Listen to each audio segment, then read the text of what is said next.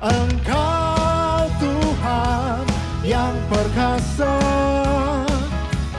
kebesaran-Mu mempesona, ajaib dan mulia. Engkau Raja, segala raja, nama-Mu dahsyat di atas segala nama.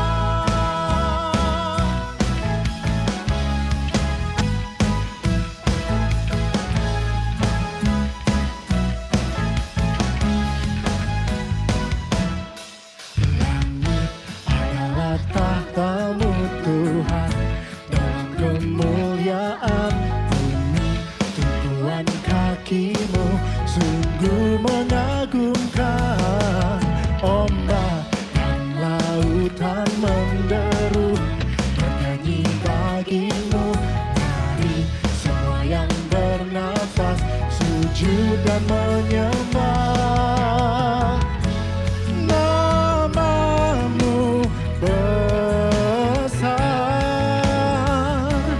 nama-Mu mulia. Engkau Tuhan yang perkasa, kebesaran-Mu mempesona, ajaib dan mulia. Engkau Raja, segala raja, nama-Mu dahsyat di atas segala nama.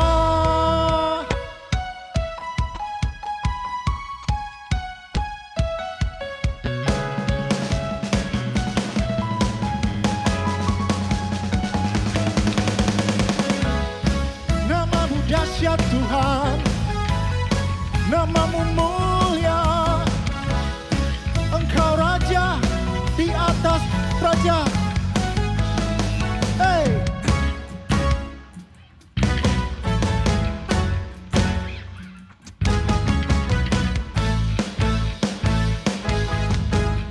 Oh, Engkau Tuhan yang perkasa,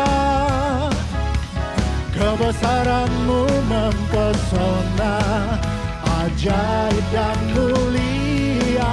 Engkau Raja, segala raja, nama-Mu dahsyat di atas segala nama. Engkau Tuhan yang perkasa, kebesaran-Mu mempesona, ajaib dan mulia. Engkau Raja, segala raja, nama-Mu dahsyat di atas segala nama. Nama-Mu dahsyat di atas segala nama.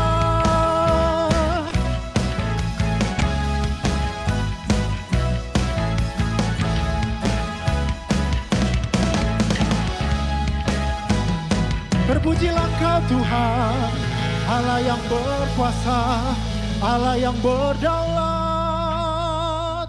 Haleluya. Terpujilah Engkau ya Allahku, selama-lamanya. Yang agung, yang tak tergantikan. Ku milik-Mu ya Tuhanku. Amin.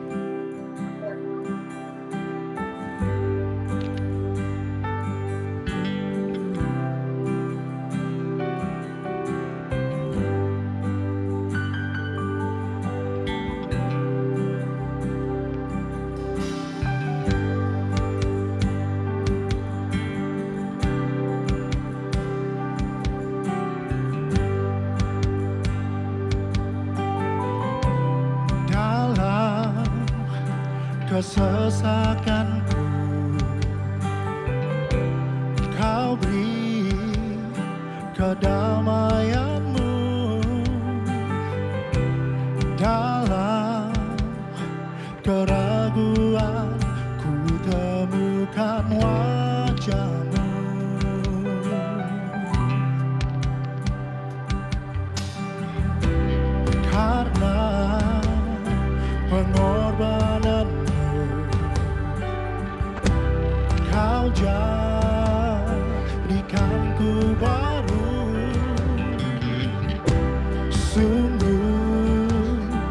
terkagum, amanku di dalam-Mu, Yesus.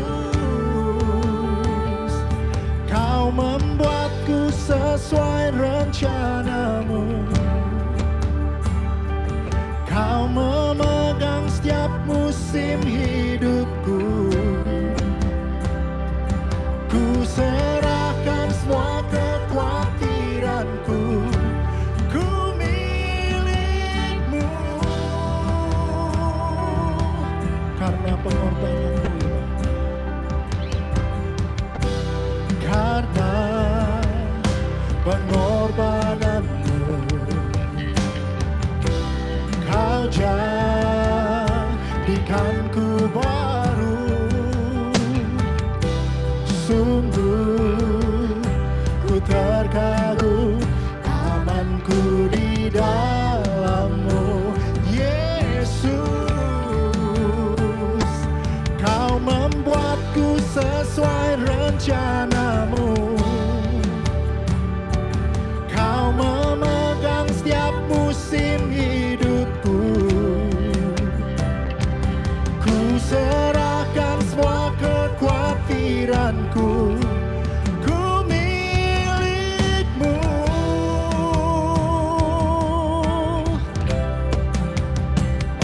Semua kekuranganku Kau pun tahu. Tetap Kau pandang indah dalam-Mu. Ku angkat tanganku dan berseru, ku milik-Mu.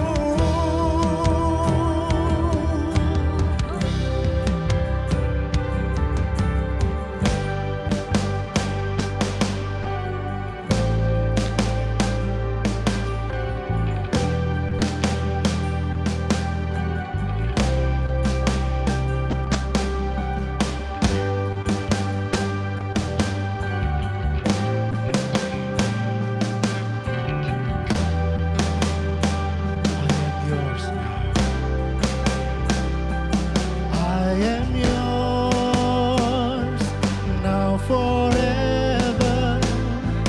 In your grace I surrender. You are mine now forever. I'm alive in your wonder.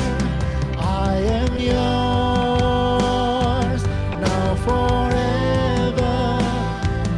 In your grace I surrender. You are mine now forever. I'm alive in your wonder. I am yours now forever. Perkenalkan, nama saya John Mantova. Saya adalah ayah dari Nelson Mantova dan Eva Luisa Mantova. Nelson saat ini ada di grade 11 dan Eva ada di TKA.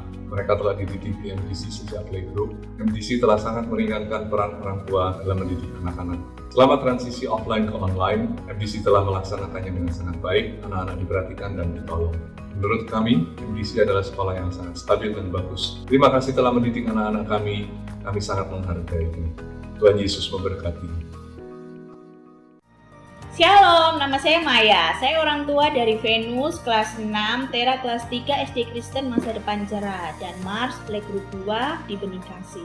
Saya mempercayakan pendidikan ketiga anak saya di sekolah yang berada di Yayasan Cahaya Harapan Bangsa. Karena saya percaya visi dan misi mereka sejalan dengan apa yang saya harapkan untuk pendidikan anak saya, terutama penerapan karakter akan Tuhan. Pada masa pandemi ini, awalnya saya merasa ragu karena anak-anak harus belajar dari rumah. Tapi seiring berjalannya waktu, ternyata kerjasama antara orang tua, sekolah, dan pengajar sangat luar biasa. Karena sekolah memfasilitasi kami dengan pengiriman bahan-bahan dan materi pembelajaran selama sebulan ke rumah kami. Dan apabila anak-anak kami mengalami kendala dalam pembelajaran, guru dan sekolah memfasilitasi kami dengan kelas-kelas tambahan, termasuk kelas orang tua, di mana kami bisa saling mendoakan untuk sharing, juga untuk mencari solusi dalam menghadapi kendala-kendala yang kami alami selama pembelajaran online. Jadi, pandemi ini bukanlah menjadi penghalang bagi kami untuk memberikan pendidikan yang terbaik buat anak-anak kami. Terima kasih MDC, terima kasih Benikasi, Tuhan Yesus memberkati. Nah, apa yang dilakukan tetangga ini? Tetangga ini pergi kepada siapa, teman-teman? Siapa yang tahu? Yesus. Tuhan Yesus. Nah, lihat ekspresi itu tetangganya Maria sama Marta. Dia juga sedih sekali cerita sama Tuhan Yesus. Dia juga khawatir jangan-jangan Lazarus tidak bisa sembuh. Tapi Tuhan katakan apa ya? Tuhan katakan dia nggak mati loh teman-teman. Itu nanti akan membawa kemuliaan katanya. Dia masuk ke surga. Ya, tapi apa yang terjadi? Apa yang terjadi teman-teman? Semua anak nangis. Iya, Maria tuh tetangganya juga tuh yang hati itu juga nangis karena sudah bertetangga baik. Sedih juga loh kalau tetangganya meninggal ya, sama Maria nih, Maria sama Mama tidak nangis. Nah, kemudian apa yang dilakukan Tuhan Yesus ya? Oke, hari ini kita bermain peran My House. Nah, rumahku, rumah yang sudah dibangun teman-teman. Oke, kita sekarang hidup bertetangga. Mama Nia bertetangga dengan teman-teman semua yang ada di layar ya. Ada Caleb jadi siapa, Kel? Jadi aja, Mem. Apa? Jadi anak. Jadi anak aja, Mem. Oh, jadi anak. Oke, jadi anak Caleb. Tapi enak jadi anak. Oke, enggak apa-apa. Ada yang jadi anak, ada yang jadi papa ya.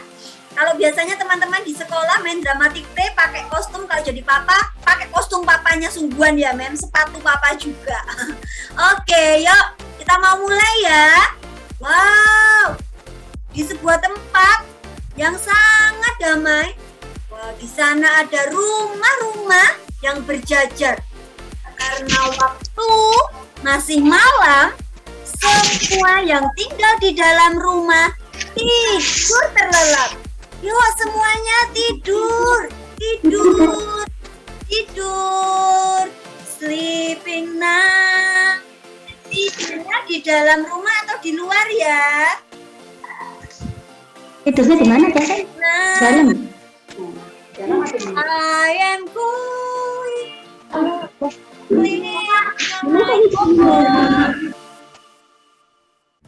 Halo, namaku Naya. Aku sekolah di Benikasi. Aku kelas PG2. Aku senang karena bisa menggunting, menggambar, main play-doh, belajar huruf, ibadah bersama-sama, saat fellowship, bernyanyi, menari, dan bersukacita. Sukacita, sukacita, yeay! Dadah!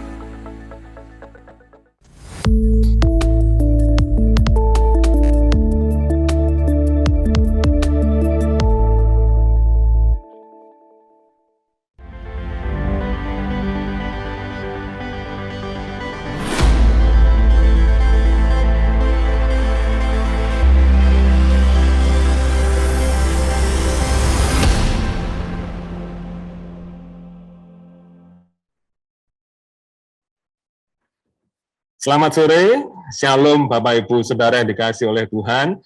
Berjumpa kembali dengan kami di sini di dalam webinar MDC ya, Family Ministry di edisi 26 September 2021 dengan judul Disruptive Education.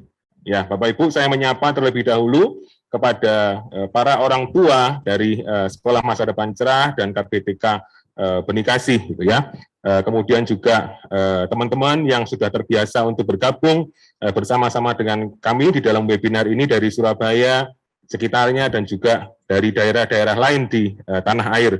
Bapak Ibu, diperkenankan untuk mengirimkan pertanyaan dan sharingnya perihal topik hari ini, yaitu Disruptive Education, di dalam kolom Q&A, ya, di dalam kolom Q&A.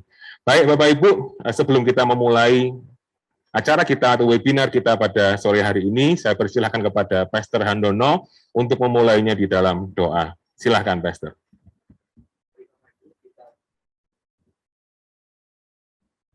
Mari Bapak Ibu kita bersama-sama naikkan doa kita kepada Tuhan. Kami sungguh mengucap syukur Tuhan, sore hari ini kami boleh kembali belajar prinsip-prinsip Tuhan melalui webinar ini dalam satu topik Disrupted Education. Kami sadar as a parent, sebagai orang tua, kami punya peran dan tanggung jawab untuk memperlengkapi anak-anak kami supaya mereka boleh memiliki satu kompetensi yang teruji dalam menghadapi tantangan masa depan, terlebih di era digital ini. Kami berdoa, Tuhan biarlah setiap kami boleh diperlengkapi supaya kami dapat menyiapkan anak-anak sejak dini untuk pendidikan mereka. Kami berdoa Tuhan biarlah melalui pemaparan 3 narasumber yang Tuhan sudah siapkan, Ibu Dani, Ibu Ros, dan Ibu Lani, Tuhan wawasan kami boleh diperluas, pengertian kami boleh dipertajam, sehingga kami dapat memperlengkapi the next generation, generasi berikutnya menjadi generasi yang terampil dan tangguh di dalam menghadapi perubahan yang tidak terelakkan. Terima kasih, kami mengucap syukur menyerahkan webinar pada sore hari ini ke dalam tangan-Mu. Tuhan, Engkau yang memberkati setiap peralatan yang kami pakai, memberkati setiap teman-teman kami yang mengambil bagian di dalam pelayanan ini, dan juga berdoa untuk jaringan di tempat ini maupun di tempat para peserta berada. Terima kasih, kami siap menerima berkat Tuhan melalui webinar ini. Terpujilah nama-Mu. Dalam nama Tuhan Yesus Kristus, kami naikkan doa kami. Mari kita yang percaya katakan amin. Tuhan memberkati. Amin. Oke, terima kasih Pastor Handono. Bapak Ibu sekalian yang di rumah, kata disrupsi atau disrupted itu artinya adalah dicabut dari akarnya. Nah, disrupsi ini ketika di dalam pandemi terjadi bukan hanya di bidang kesehatan ataupun mungkin di dalam hal-hal yang terkait dengan ekonomi gitu ya. Nah, tetapi juga di dalam dunia pendidikan. Nah, hari ini Bapak Ibu kita kedatangan 3 orang tamu ya, yang mereka ini sudah mengalami pasang surutnya dunia pendidikan di Indonesia, khususnya di Surabaya. Saya terlebih dahulu akan memperkenalkan profil pembicara-pembicara kita, para pejuang-pejuang ini, Kartini-Kartininya Indonesia ya, di dalam dunia pendidikan. Yang pertama, saya perkenalkan Ibu Dr. Anda Budi Wardani Mahatita, CLC. Beliau adalah trainer Direktorat Pendidikan Anak Usia Dini dari Kemendikbud Ristek Indonesia. Kemudian yang kedua adalah Dr. Anda Teresia Rosardina. Beliau selain seorang ibu tentunya adalah kepala sekolah dari PGTK Benikasih ya. Kemudian selanjutnya pembicara yang ketiga adalah Ibu Lani Gunawan, atau biasanya saya memanggilnya Mem Lani begitu ya. Mem Lani Gunawan ST, beliau adalah kepala sekolah SD Kristen Masa Depan Cerah. Baik Bapak Ibu, tanpa panjang lebar, kita akan segera mendengarkan. Ya Bapak Ibu silahkan siapkan catatan-catatannya, begitu ya. Pada saat nanti ketika materinya disampaikan, kalau ada pertanyaan, ada sharing yang mau disampaikan, yang mau dibagikan, silahkan sekali lagi Bapak Ibu menuliskannya di dalam kolom Q&A. Saya persilahkan kepada Ibu Dani terlebih dahulu untuk menyampaikan paparan materinya dengan judul Disrupted Education. Silahkan Bu Dani. Selamat sore Pak Wenas, selamat sore para peserta webinar Keluarga Besar MDC Surabaya. Seperti tadi sudah disampaikan oleh Pak Wenas bahwa yang akan kita diskusikan pada sore hari ini adalah Disrupted Education. Perubahan yang besar yang terjadi di dalam dunia pendidikan.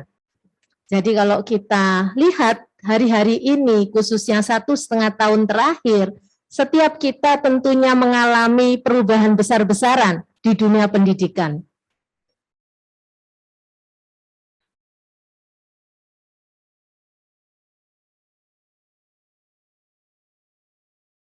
Mohon maaf, saya siapkan dulu.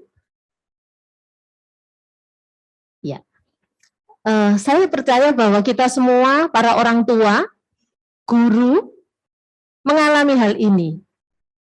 1,5 tahun ini masa pandemi, kita mengalami perubahan yang luar biasa di dalam kehidupan kita sehari-hari. Bukan saja kehidupan sehari-hari yang mengalami perubahan karena pandemi ini, tetapi juga karena adanya inovasi dan hadirnya teknologi digital yang akhirnya merubah segala kegiatan kita, cara-cara sistem yang selama ini kita lakukan, tatanan yang ada itu menjadi berubah. Termasuk di dunia pendidikan, ya, semua kita alami. Bagaimana orang tua mulai dari bulan Maret tahun 2020 itu begitu heboh karena harus mempersiapkan diri, menyesuaikan diri sedemikian rupa supaya dapat mendampingi anak-anaknya. Dan saya tahu bahwa ini bukan hal yang mudah bagi orang tua. Nah, perubahan-perubahan ini tentunya berdampak pada kehidupan si anak, pengetahuan si anak, tumbuh kembang anak itu sendiri. Nah, bagaimana pendidikan dapat beradaptasi dengan cepat menyiapkan generasi menghadapi tantangan pada masa yang akan datang. Jadi, lembaga-lembaga pendidikan harus dapat berespon dengan benar.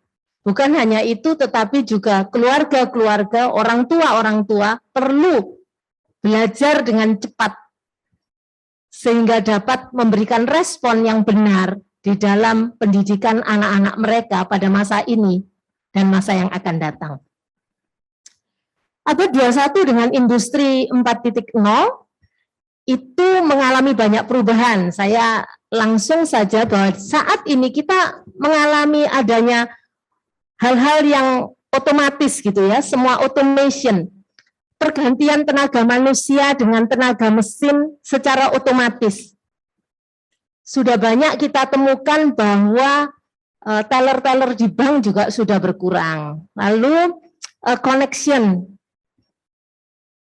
hubungan ini dapat berbentuk relasi manusia dengan manusia atau jaringan internet ya. Jadi saat ini kita mau terhubung dengan siapa saja di seluruh dunia ini akan sangat mudah karena adanya teknologi digital.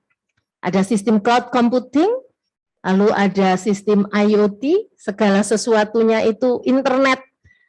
Betapa kita panik kalau kita tidak ada internet di rumah gitu ya.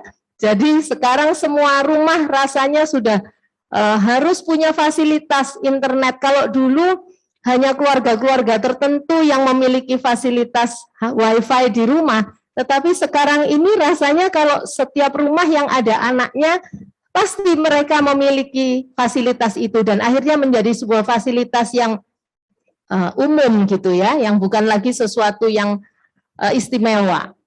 Ada big data, ada sistem integration. Nah, apakah pendidikan mampu menghasilkan lulusan yang memiliki kompetensi tersebut yang dapat beradaptasi dengan industri 4.1 ini?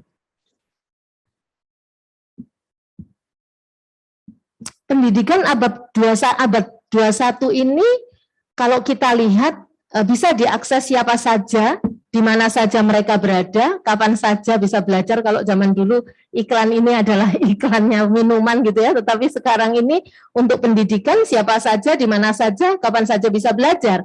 Kita bisa lihat hari-hari ini anak-anak bisa belajar di kamar mereka masing-masing, anak-anak bisa belajar di halaman, anak-anak bisa belajar di kafe gitu ya. Guru-guru juga bisa mengajar di tempat yang mereka senangi begitu asal ada jaringan internet. Penggunaan teknologi informasi yang secara masif di berbagai area. Pendidikan abad 21 diharapkan menghasilkan lulusan yang siap kerja lebih dari disiplin ilmunya. Pendidikan ini juga harus menyiapkan lulusannya memiliki kemampuan untuk belajar secara terus-menerus. Kenapa? Mereka perlu memiliki kemampuan belajar seumur hidup mereka, karena tentunya tidak berhenti perubahan itu sampai di tahun ini saja. Tetapi tahun-tahun yang akan datang, perubahan itu akan semakin cepat. Dan orang yang tidak mau belajar, tidak mau berubah, mereka akan tergilas. Kita sudah bisa melihat ada banyak cerita perusahaan-perusahaan yang dulunya besar, namun sekarang sudah tidak terdengar lagi. Kita bisa melihat supermarket-supermarket besar yang tadinya ada di kota kita, sekarang ini sudah tidak ada lagi. Semua digantikan begitu ya. Kalau belanja semua sudah online. Jadi kalau kita pendidikan abad 21 ini, sekolah-sekolah, orang tua tidak mau berubah, tidak mau belajar dengan cepat, tidak mau beradaptasi, maka kita bisa bayangkan bagaimana anak-anak yang sekarang ada di usia sekolah ketika mereka harus menghadapi kehidupan mereka 10, 15, 12, 13 tahun yang akan datang begitu ya, karena kita juga tahu bahwa Indonesia pada tahun 2030 akan mengalami bonus demografi di mana orang yang usia produktif itu jumlahnya 70%. Dan yang tidak produktif itu 30%. Kita bayangkan kalau yang usia produktif saat ini mereka ada di mana? Mereka ada di usia playgroup TK dan di usia SD. Artinya kita harus mempersiapkan mereka saat ini, bukan nanti ketika mereka sudah dewasa. Kalau kita tidak menyiapkan mereka sekarang untuk mampu beradaptasi, kita bisa bayangkan ketika usia mereka 35 tahun, waktunya mereka produktif, waktunya mereka menunjukkan aktualisasi dirinya, tapi kita tidak menyiapkan saat ini, kita bisa bayangkan bonus demografi itu akan menjadi bencana bagi Indonesia. Tetapi kalau kita sekarang ini menyiapkan dengan benar, maka bonus demografi yang akan dialami oleh Indonesia pada saat itu akan membawa Indonesia menjadi negara yang luar biasa. Nah, ini adalah kemampuan manusia abad 21, yaitu mereka mampu berkolaborasi, mereka mampu memiliki pola berpikir kritis, cara berpikir kritis atau biasa disebut critical thinking, mereka kreatif dan mereka mampu berkomunikasi. Indonesia sendiri, Menteri Pendidikan sudah mencanangkan profil pelajar Pancasila, ya, profil pelajar Pancasila di mana mereka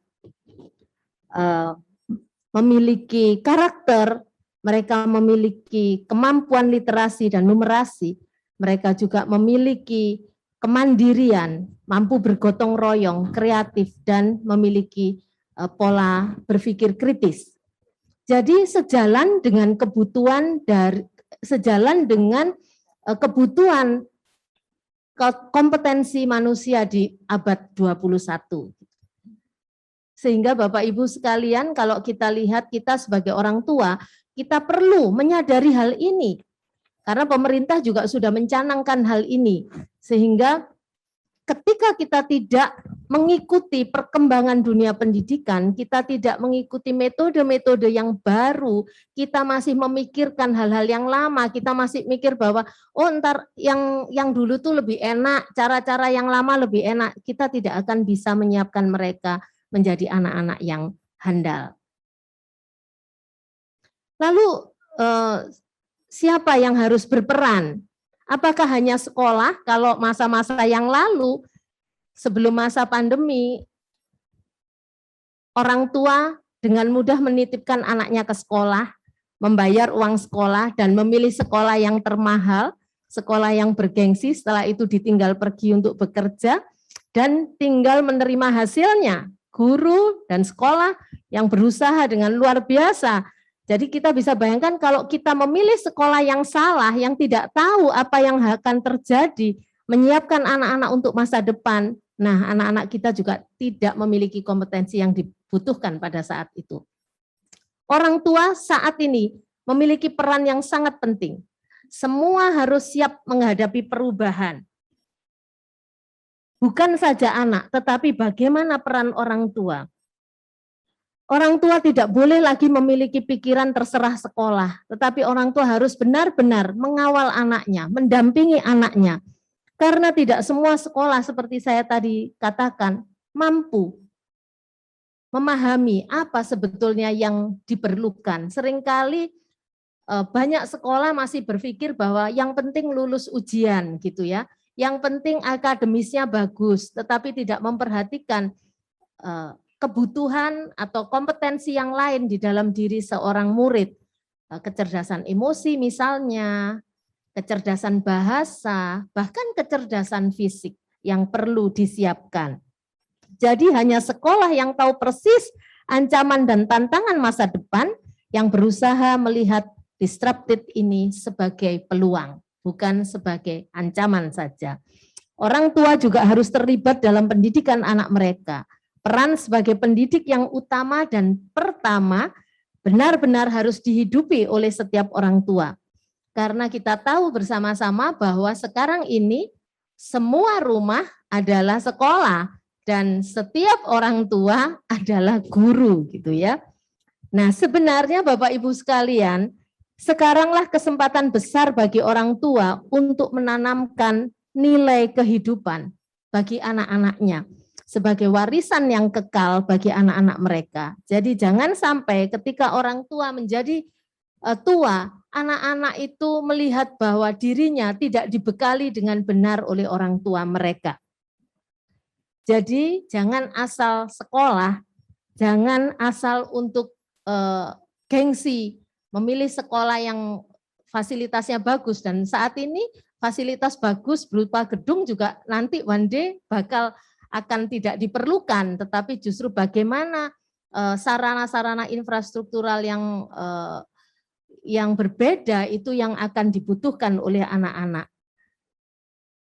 Sudah saatnya keluarga memiliki visi yang jelas sesuai dengan tujuan awal Tuhan menciptakan. Jadi kita harus memperhatikan kompetensi yang harus dimiliki anak-anak yang akan menjawab tantangan zaman, tetapi orang tua juga memiliki paradigma yang baru setiap saat untuk bisa mendukung putra-putrinya. Semua bagian di dalam keluarga, di dalam masyarakat ini harus siap. Yang pertama tentunya anak perlu kita siapkan. Pembelajaran yang harus diberikan kepada anak adalah pembelajaran yang berpusat kepada mereka. Jadi anak bukan lagi hanya menerima, tetapi justru minat anak itu yang perlu digali. Anak harus belajar sesuai dengan tahap perkembangan mereka. Kecerdasan majemuk perlu diperhatikan dan membuat mereka kasmaran belajar. Mereka senang belajar, ketemu apapun mereka mencari tahu itu apa. Keluarga perlu siap memberikan warisan yang benar seperti yang tadi saya sudah sampaikan. Jadi bukan hanya secara materi saja yang dipentingkan, tetapi bagaimana kehidupan anak-anak, usia anak-anak itu perlu dinikmati ya. Jadi orang tua itu perlu memanfaatkan setiap tahapan usia mereka itu dengan baik. Karena waktu tidak bisa terulang gitu. Karena itu orang tua perlu punya sikap yang positif, perlu punya dukungan ketika anak-anak sedang belajar dan memberikan stimulasi yang tepat sesuai dengan usia mereka. Sekolah siap, guru memiliki keterampilan abad 21 karena guru harus menjadi fasilitator bagi murid-muridnya, selalu membangun paradigma yang baru, jadi tidak kuno gitu ya. Lingkungan belajar yang mendukung, sekolah memberikan fasilitas yang tepat, project based learning untuk belajar. Jadi orang tua kalau sekarang banyak tugas di rumah bagi anak-anaknya, sebetulnya kita harus bersyukur, kita harus berterima kasih bahwa ternyata guru-guru mereka itu hebat gitu ya. Karena apa? Karena mereka mempersiapkan anak-anak melalui project based learning ini. Lalu entrepreneurial mindset, bagaimana mereka punya pola berpikir entrepreneurial. Jadi berpikir runtut sehingga mereka bisa explore, mereka juga bisa plan dan mereka bisa membuat sesuatu yang inovatif dan menjadi manfaat bagi orang lain. Oke, saya akan dilanjutkan oleh Memlani. Praktek-praktek baik apa sih yang bisa dikerjakan untuk anak-anak usia sekolah dasar? Ya, terima kasih Mem Dani. Paparan yang begitu luar biasa ya. Disrupsi pendidikan bisa dilihat dari dua sisi. Apakah merupakan ancaman bagi dunia pendidikan atau justru menjadi peluang dan menjadi tantangan tersendiri bagi dunia pendidikan. Hari ini saya ingin mengajak kita memandang di sisi disrupsi ini merupakan suatu peluang dan tantangan. Nah, untuk itu sekolah dan orang tua perlu kerjasama yang kuat, perlu saling mendukung, saling mengerti, sehingga kompetensi-kompetensi yang harus dimiliki anak-anak di era ke depan ini bisa kita tanamkan. Nah, menurut survei para ahli, ada beberapa kompetensi yang harus dimiliki oleh anak-anak sejak sekarang. Nah, kompetensi-kompetensi tersebut akan menjawab anak-anak di tantangan kelak mereka nanti. Apa saja itu? Yaitu self-leadership, kemudian ada interpersonal skill, dan ada kognitif, dan ada digital. Nah, apa saja itu? Saya akan paparkan sedikit. Nah, yang pertama adalah self-leadership. Nah, self-leadership ini perlu sekali dimiliki oleh anak-anak sejak kecil. Ya. Nah, Tuhan menciptakan manusia sebenarnya menjadi seorang pemimpin, minimal menjadi pemimpin bagi diri sendiri. Nah, untuk itu anak-anak perlu dibekali bagaimana mereka menjadi seorang pemimpin bagi dirinya sendiri. Nah, self-management, perlu memiliki self-management yang kuat. Anak-anak perlu tahu self-image mereka secara benar. Ketika anak-anak tahu self-image mereka secara benar, maka akan lebih mudah mereka mengembangkan apa yang ada di dalam diri mereka. Kecerdasan emosi juga perlu dilatihkan anak-anak sejak kecil. Nah, kita tentu tidak ingin ya anak-anak kita bertumbuh melihat suatu tantangan itu mudah down atau mungkin marah dan lain sebagainya. Tapi kita ingin anak-anak kita balance di dalam kehidupan mereka juga. Nah, untuk itu self-management ini perlu sekali dimiliki oleh anak-anak. Kemudian entrepreneurship. Nah, apa itu entrepreneurship? Di sini saya berbicara bukan mengajarkan anak untuk berdagang gitu ya, mengajarkan anak menghasilkan suatu karya kemudian dijual, tidak. Tetapi lebih ke arah mindset mereka. Mindset mereka menjadi seorang entrepreneur, yaitu anak-anak yang berani mengambil resiko. Kemudian mereka menjadi problem solver dan mereka juga bisa berkolaborasi. Dan itulah jiwa-jiwa entrepreneur yang harus kita tanamkan di anak-anak. Kemudian yang berikutnya adalah goal achievement. Nah, Tuhan menciptakan manusia pasti ada tujuan ya. Begitu juga kita bisa mengajarkan anak-anak kita bagaimana anak-anak ini bisa memiliki tujuan hidup mulai dari sejak kecil. Nah, ketika mereka tahu tujuan hidupnya, maka tantangan apapun yang dihadapi oleh anak-anak itu tidak akan menyulitkan mereka. Misalkan nih, anak-anak belajar matematika, belajar IPA, belajar banyak hal. Ketika mereka tahu tujuan mereka belajar, maka ketika mereka menghadapi tantangan di dunia belajar mereka, maka itu tidak akan menyurutkan mereka, tidak akan membuat mereka menjadi putus asa. Nah, itu yang self leadership. Kemudian ada interpersonal. Nah, self leadership itu dari dalam diri ya. Nah, sekarang interpersonal. Saya percaya ketika kita beres dengan diri kita sendiri, maka kita akan beres juga dengan orang lain. Dan tentu kita ingin anak-anak ini juga memiliki interpersonal yang bagus, karena kehidupan mereka akan berhadapan dengan orang lain. Nah, apa saja yang perlu dikembangkan di dalam interpersonal, yaitu problem solving. Nah, seringkali kita melihat suatu masalah lebih ke arah masalahnya, tapi kita lupa. Sebenarnya Tuhan ciptakan kita untuk kita itu bisa memikirkan bagaimana menjadi seorang problem solver, dan kita latihkan pada anak-anak. Ini sangat bisa dilatihkan pada anak-anak ya, sehingga mereka tidak mempermasalahkan masalah, tetapi mereka menjadi seorang problem solver dan ada teamwork. Nah, sejak kecil kita harus melatihkan teamwork karena mereka tidak bisa hidup sendiri. Mereka butuh orang lain, mereka butuh teman-teman di dalam pekerjaan mereka.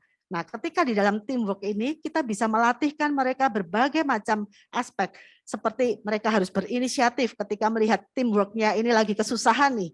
Nah, mereka bisa berinisiatif menolong. Kemudian berkolaborasi, mereka juga berkontribusi, tidak hanya berada di teamwork, tapi mereka tidak bertindak apa-apa sehingga keberadaan pribadi tersebut bisa merugikan teamwork. Untuk itu anak-anak perlu kita ajarkan juga agar mereka bisa memiliki kontribusi di dalam teamwork-nya dan memecahkan bersama permasalahan-permasalahan yang dihadapi. Nah, kemudian kalau sudah teamwork tentu perlu relationship ya. Bagaimanapun juga anak-anak perlu memiliki relationship.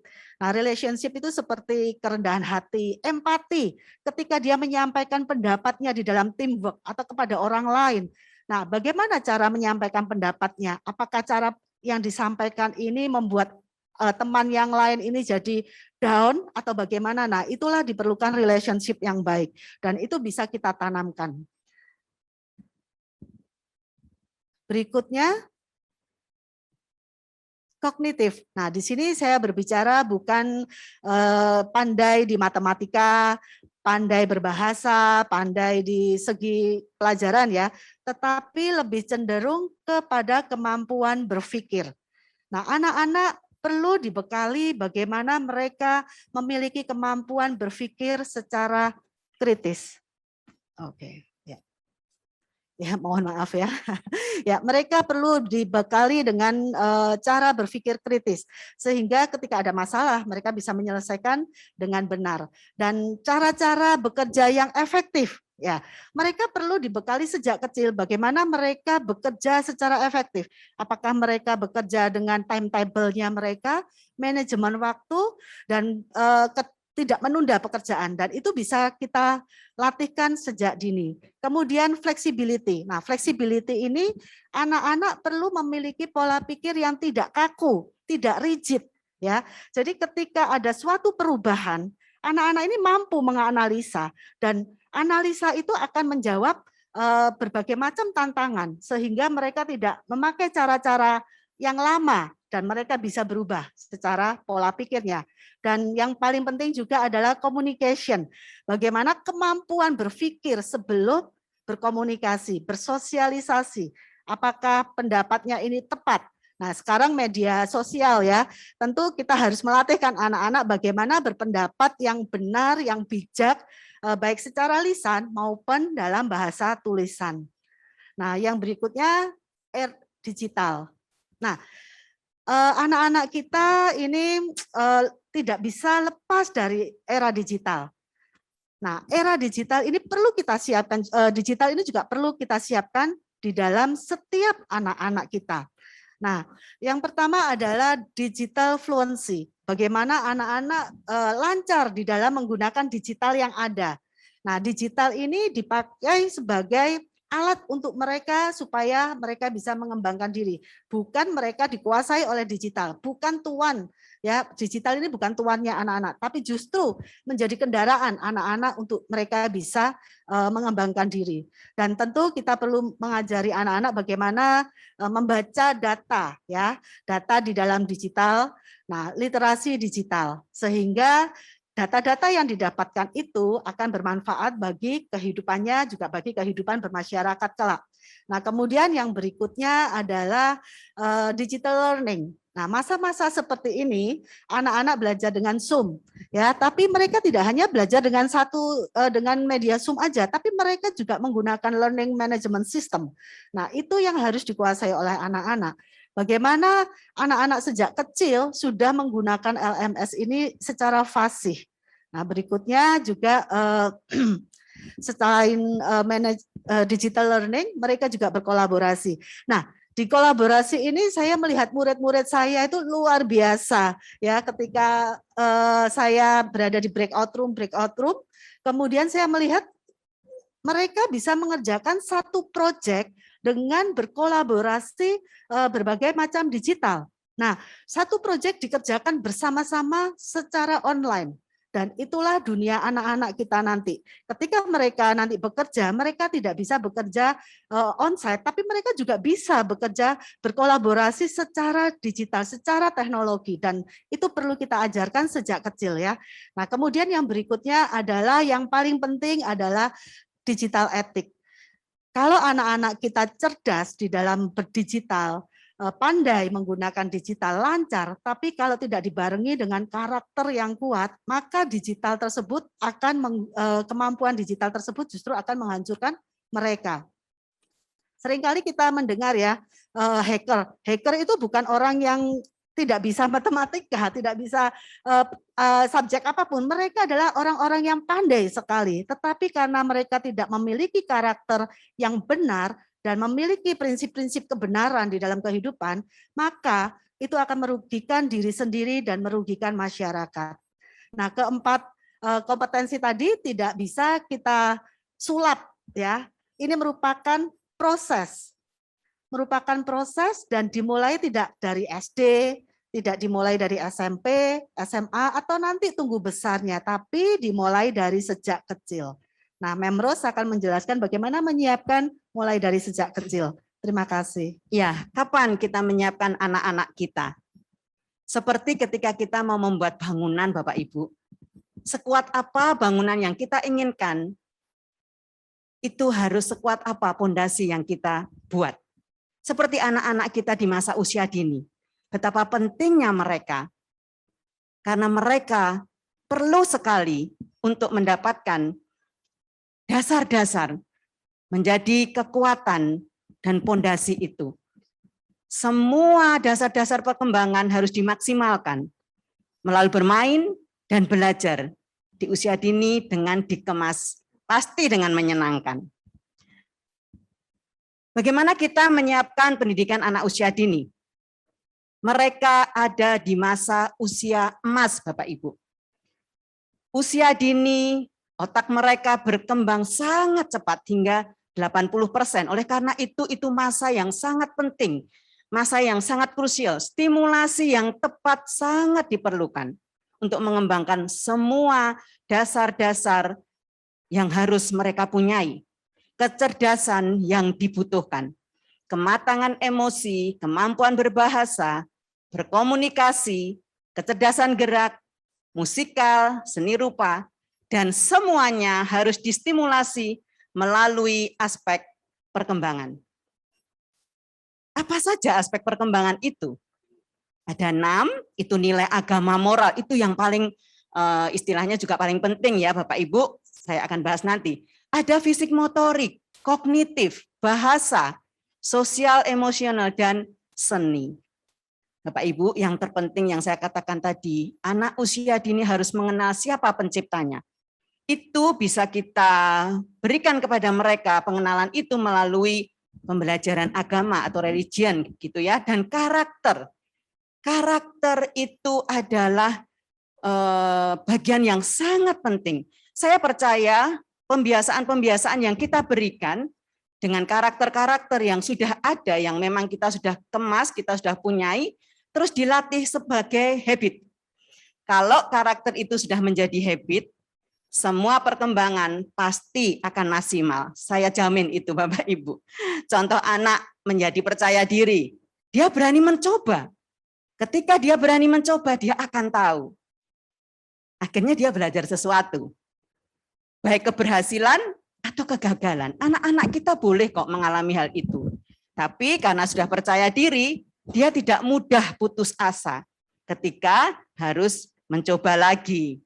Nah, Bapak Ibu, menarik buat anak-anak usia dini yang mereka ada di masa gerak. Model pembelajaran apa yang membentuk perilaku saintifik, sosial, dan mengembangkan keingintahuan. Jadi ketika mereka ini ada di masa usia dini, masa gerak, mereka rasa keinginannya sangat besar. Harus diwadahi dengan model pembelajaran yang bisa mengampu semuanya itu dengan pembelajaran discovery learning. Dan dengan cara bermain dan diberikan kesempatan yang luas dalam berpikir. terjadilah penemuan-penemuan. Wow, anak-anak usia dini bisa menemukan sesuatu. Ya, karena kita sudah menyediakan. Sehingga mereka kemudian bisa melakukan sesuatu.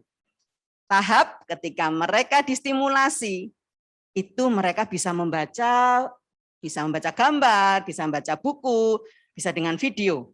Nah, kemudian mereka mengidentifikasi dengan cara tanya jawab, bisa tanya kepada papanya, mamanya, ya seisi rumah lah sekarang ya karena masa pandemi. Kemudian mereka bisa mengumpulkan data loh. Bagaimana caranya? Yaitu tadi mereka bertanya. Wah, kemudian mereka bisa mengolah data tadi. Oh iya, berarti apa ya yang dia dapatkan tadi? Nah, kemudian mereka akan tahu bahwa mereka sudah belajar sesuatu. Jadi sejak usia dini anak sudah dilatih HOT, ya, high order thinking seperti yang Memlani tadi bilang. Dengan cara sering diberi kesempatan bertanya, kesempatan mengemukakan keinginannya. Nah, akhirnya anak-anak akan mengerjakan sesuatu melalui project. Itu di situ tertulis project based learning begitu. Nah, bagaimana kemudian anak-anak ini belajar nilai-nilai yang harus ada dalam hidupnya. Contoh, bagaimana care dengan teman. Dan di dalam project kita juga bisa menanamkan life skill. Semua dikemas dengan keseruan bermain bersama guru dan orang tua. Apakah anak usia dini bisa belajar online?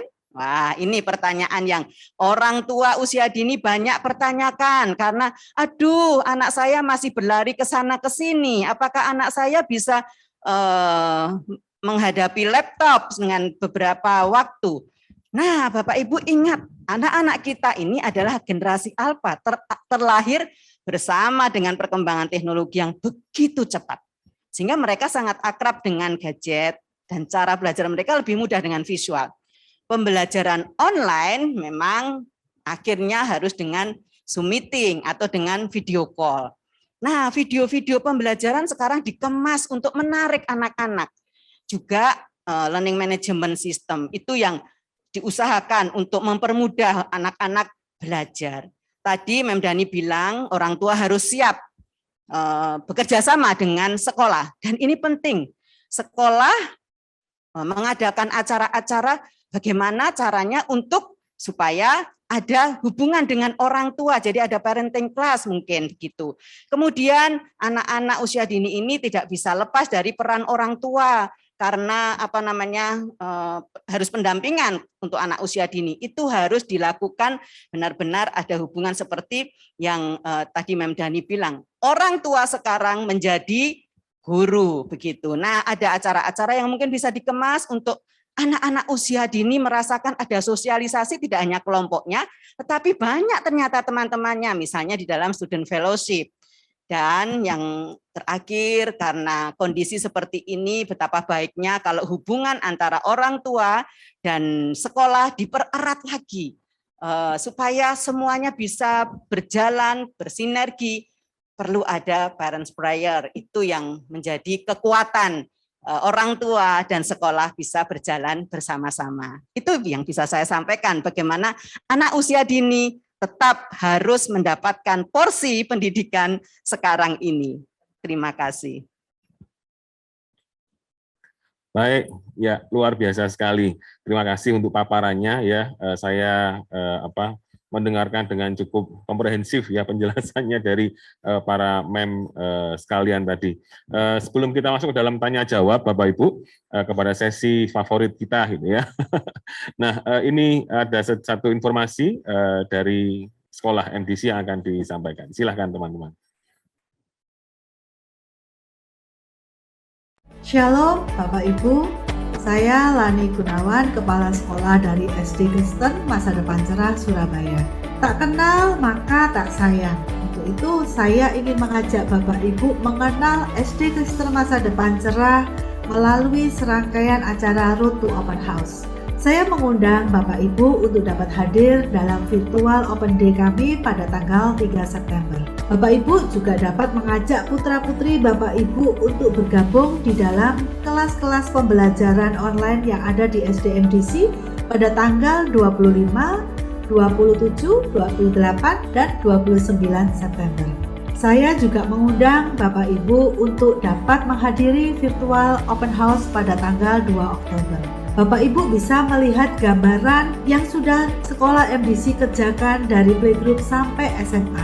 Saya percaya Bapak Ibu tidak akan pernah rugi menyekolahkan putra-putri Bapak Ibu di sekolah MDC. Jangan ketinggalan promo-promo yang ada dan pastikan juga Bapak Ibu sudah mendaftarkan diri pada acara-acara Road to Open House. Sampai bertemu pada acara-acara tersebut. Tuhan Yesus memberkati Bapak Ibu. God bless you.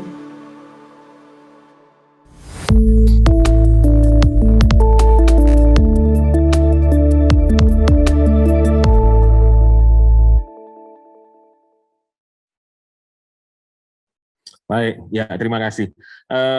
Kita akan masuk dalam sesi tanya jawab ya Bapak Ibu. Silahkan nanti pada saat kita berdiskusi sekalipun, silahkan Bapak Ibu tetap untuk menyampaikan pertanyaan-pertanyaan maupun sharing-sharingnya. Baik, saya akan mulai dengan pertanyaan pertama. Ini pertanyaan challenge nih kelihatannya nih untuk khusus untuk buat Bu Dani terlebih dahulu nih Bu Dani. Jadi Ibu banyak terlibat di dalam Direktorat PAUD Bu ya, di dalam Kementerian Pendidikan dan Kebudayaan. Sekarang jadi melebur dengan Menristek begitu ya, dengan riset dan teknologi. Nah, tadi juga disebutkan bahwa kita ada bonus demografi untuk Indonesia di tahun 2030 sampai 2045. Nah, sebenarnya Bu, mampu tidak sih kita itu Indonesia ini jadi hebat? Itu saja pertanyaan saya, Bu. Silakan Bu Dani. Mampu nggak Indonesia jadi hebat? Kalau jawaban saya dengan program yang ada, mampu.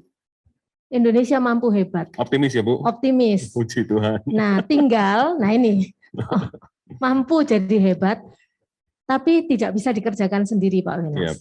Itu sebabnya seluruh bagian daripada masyarakat itu perlu bekerja bersama-sama. Jadi ada yang kalau khusus untuk PAUD, ada yang namanya PAUD Holistik Integratif. Jadi PAUD yang terhubung dengan semua kementerian untuk menyiapkan guru, menyiapkan keluarga untuk bisa mendukung anak-anak mereka, putra-putri mereka itu mengembangkan kompetensinya. Kalau usia PAUD tentunya yang dikembangkan 6 aspek perkembangan tadi yang Bu Rus sudah sampaikan. Nah, itu akan terus bertambah, meningkat sampai nanti mereka SMA dan kuliah. Jadi seringkali PAUD ini di underestimate gitu ya, di look down. Enggak usah sekolah PAUD wes ngapain gitu kan. Nanti aja kalau sudah SD atau bisa jadi juga ya ntar aja nunggu TKB gitu ya. Karena mungkin perlu ijazahnya gitu. Tetapi saya mau sampaikan bahwa sebenarnya justru mulai usia dini itulah sel-sel syaraf dalam otak anak itu perlu distimulasi dan itu stimulasinya harus tepat. Seringkali orang tua hanya berpikir bahwa yang penting anak saya bisa calistung, beres. Masalahnya itu kalau kita tadi lihat tantangan abad 21, orang tidak hanya diperlukan untuk calistung, tetapi bagaimana mereka bisa punya pemahaman literasi. Jadi sekarang ini kan Mas Menterinya terus literasi, numerasi, karakter. 3 hal itu yang harus ada pada anak-anak atau pada setiap manusia Indonesia nantinya untuk bonus demografi itu. Nah, itu tidak serta-merta nanti ketika mereka usia 25 tahun terus nongol gitu, enggak. Tetapi ketika dia usia dini, itu sebabnya kenapa Direktorat PAUD ini terus Pak Wenas membuat modul-modul dan juga membuat BIMTEK yang saya juga dipercaya untuk melatih ke seluruh Indonesia. Tujuannya untuk siapa? Bukan hanya guru, tetapi juga orang tua. Sehingga kan sekarang pandemi ya, jadi semua daring. Itu sebabnya kenapa orang tua juga diperlengkapi oleh kementerian untuk mereka mampu mendampingi anak mereka dan memberikan sikap yang tadi saya sudah sampaikan, sikap dukungan dan stimulasi itu sama dengan seandainya anak-anak itu pergi ke sekolah. Jadi jangan abaikan bahwa kecerdasan mereka itu sebetulnya dimulai dari usia dini. Jadi saya mensupport sekali kalau ada lembaga-lembaga yang tetap gigih untuk mendidik anak-anak usia dininya. Jadi justru anaknya mau hebat seperti apa, mulainya di pondasi Pak Wenas. Jadi tidak hanya wallpapernya yang cantik, tetapi pondasinya harus baik dan kuat, dan itu yang akan membuat generasi kita pada saat bonus demografi itu membuat Indonesia jaya. Ya, artinya pemerintah sudah menyadari pentingnya pendidikan anak usia dini, sangat. Kemudian juga pentingnya triparti pendidikan, yaitu masyarakat, sekolah, dan juga orang tua dalam hal ini. Gitu ya. Jadi tadi Ibu menyampaikan soal apa tadi itu Bu yang holistik tuh? Holistik integrasi. Holistic integration, gitu ya. Jadi satu penyatuan yang menyeluruh sehingga kalau kita tahu bahwa pendidikan anak usia dini sebegitu pentingnya, dan itu untuk di Indonesia yang generasi emas nanti 2030, ya artinya itu bukan satu jalan yang yang nggak bisa ditempuh, harus kita tempuh itu ya. Oke, ya thank you Bu Dani. Baik, pertanyaan selanjutnya, ya ini saya tujukan kepada Mem Lani dan juga kepada Mem Rose gitu ya. Tadi saya sempat tanya kepada Bu Dani soal bagaimana pendidikan anak usia dini dan di dalam kementerian dan seterusnya. Pembelajaran online, Mem Lani dan Mem Rose. Bagaimana sih pembelajaran online yang ideal, gitu ya? Dan mungkin kalau boleh dilengkapi ini, mungkin ke Mem Lani dulu ya, Mem. Kalau yang di SD gitu ya. Bagaimana contoh konkretnya? Jadi yang ideal itu seharusnya bagaimana? Memang ini sih, Mem, idealnya memang ada parameter-parameternya ya. Tetapi ya mungkin yang mungkin sudah dikerjakan selama ini dan yang dialami selama mungkin kurang lebih hampir 2 tahun ini, itu bagaimana sih yang ideal itu untuk anak-anak, karena kan ini kan namanya disruptive education gitu ya. Jadi dan kemudian contoh konkretnya untuk pendidikan anak itu seperti apa mungkin? Silakan Mbak. Online yang ideal ya, menurut saya anak-anak usia SD masih perlu bertatap muka dengan gurunya meskipun secara virtual. Nah, seringkali kita mungkin melihat ya udah ada guru yang mungkin cuma memberi tugas melalui WA, melalui LMS, tapi tanpa ada tatap muka secara virtual.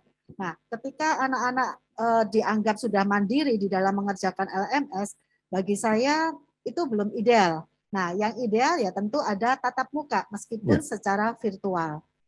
Dan durasinya juga durasi yang cukup lama, Mr. Wenas, tidak hanya tatap muka 40 menit, setelah itu kerjakan sendiri. Nah, akhirnya orang tua juga nanti yang akan kepontang-panting ya. Tentu guru-guru harus menanamkan konsep yang kuat, dasar yang kuat, meskipun melalui virtual. Nah, bagi saya itu Mr. Wenas. Baik, oke, thank you. Itu dari Mem Lani. Silakan Mem Rose nih. Ini kalau pendidikan anak usia dini yang paling dini gitu ya, dari mulai playgroup dan TK tentunya pergumulannya berbeda dan kelihatannya juga pasti lebih bervariasi. Saya nggak ngomong berat loh, Mem. Betul. Tapi lebih bervariasi semua gitu harus ya. dihadapi karena memang sudah masanya begitu ya. Kalau mau dibilang ideal, memang tidak bisa dibandingkan pada saat onsite. Ini bukan perbandingannya begitu ya Pak ya, tapi kondisi online sekarang apa yang harus kita lakukan untuk pertemuan dengan anak-anak itu ideal. Seperti yang Mem Lani tadi bilang, tetap harus ada tatap muka virtual. Jadi harus ada Zoom meeting. Nah ini, walaupun mungkin orang tua mengkhawatirkan anak itu masih masa gerak, mereka masih lari-lari, tetapi kita bisa mengajar mereka ada pembiasaan-pembiasaan dan aturan yang kita komunikasikan. Baik untuk anaknya juga untuk pendampingnya. Pendampingnya siapa saja, orang tua atau siapa yang ditunjuk begitu ya. Kemudian kami sebenarnya sudah mempersiapkan aktivitas. Nah ini penting karena ketika sudah dikirim, kemudian pada saat pembelajaran anaknya mencari nggak disiapkan, jadi nggak ideal. Karena anaknya merasa, loh kok aku nggak punya, misalnya gitu. Guru mengemas pembelajaran pasti harus menyenangkan, harus menarik, sampai anak-anak itu tidak ingin melepaskan matanya, mungkin pada saat gurunya mensosialisasikan sesuatu.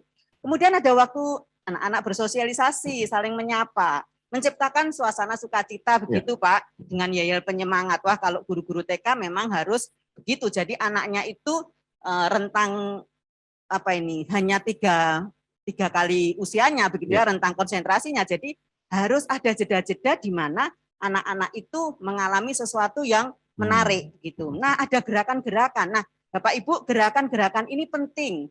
Gerak menuju kecerdasan karena masa anak-anak ini motorik kasarnya harus terus dikembangkan. Tetapi ada gerak-gerak terprogram, artinya bukan gerak yang bebas saja, yang semaunya anak-anak. Itu. Jadi ada kesehatan juga yang kita perhatikan ketika mereka snack time, mereka harus bermain di halaman. Jadi ada waktunya tidak menatap layar laptop, tapi mereka boleh bermain dan berjemur. Kemudian dibuat kelompok kecil, Pak, ketika mereka perlu anak-anak diamati lebih jelas lagi. Jadi di breakout room. Jadi mereka sering hanya 3 anak, 4 anak. Jadi mereka bisa mengemukakan. Itu yang menurut kami ideal. Baik, ya. Jadi ada 2 kata kunci tadi ya. Jadi saya lihat ada pembiasaan, kemudian ada aturan, begitu kan. Nah, ini pertanyaan saya simpel sih, Mem Ros. Ini mungkin contoh konkretnya itu seperti apa? Tadi mungkin sudah ada clue-cluenya gitu ya, yang Mem sampaikan soal harus menyenangkan, kemudian harus ada jeda dan seterusnya. Nah, kalau boleh tahu konkretnya gimana? Karena begini, Mem. Saya cuma berpikir anak saja diatur dan dibiasakan sama orang tuanya sendiri saja susah yang di rumah, gitu ya. Ya, apalagi ini pakai Zoom dan kemudian itu oleh memnya atau oleh miss-nya atau oleh gurunya yang menjauh di sana, begitu. Nah, kira-kira tantangannya bagaimana dan bagaimana kita bisa mengatasi itu, Mbak Ruth? Pembiasaan dan aturan itu memang disampaikan berulang-ulang, Pak, kepada anak, begitu ya. Jadi pada prosesnya gitu.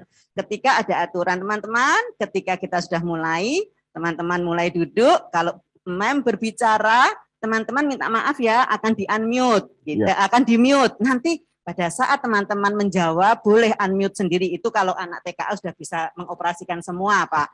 Nah, aturan-aturan, kalau misalnya mau meninggalkan tempat, misalnya kan ada waktunya mungkin anak-anak mau ke toilet, harus bagaimana, ada kesopanan, Mem, maaf, mau kencing atau mau pipis. Jadi aturan-aturan itu, Pak, dibiasakan kepada anak dan pastinya orang tua, supaya orang tua juga yang mendampingi bisa juga terus. Sebenarnya hal itu di rumah pun aturan-aturan itu bisa diberlakukan. Seperti itu, Pak. Betul ya, gurunya di Zoom, tapi di rumah juga orang tuanya sekaligus jadi guru. Harus, Pak.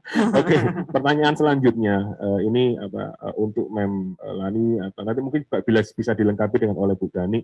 Bagaimana kita bisa membangun well-being, Mem? Jadi anak-anak ini kan ketika dia di rumah, dia di depan laptop, kemudian dia harus duduk di tempat yang sama. Tadi mungkin ada clue bahwa harus ada gerak dan seterusnya. Cuman saya berpikir bagaimana kita selama ini bisa terus membangun well-being-nya anak, bukan hanya soal untuk screen time-nya harus sekian gitu ya, untuk kesehatannya begini dan begitu, tetapi ada faktor-faktor yang lain menurut saya, faktor emosionalnya, psikologisnya mungkin kita harus perhatikan gitu ya.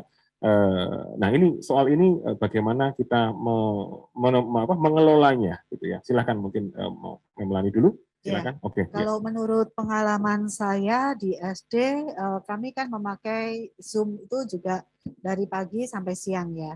Tentu ada kejenuhan anak-anak. Yang pertama, guru-guru juga harus kreatif di dalam membangun pembelajaran.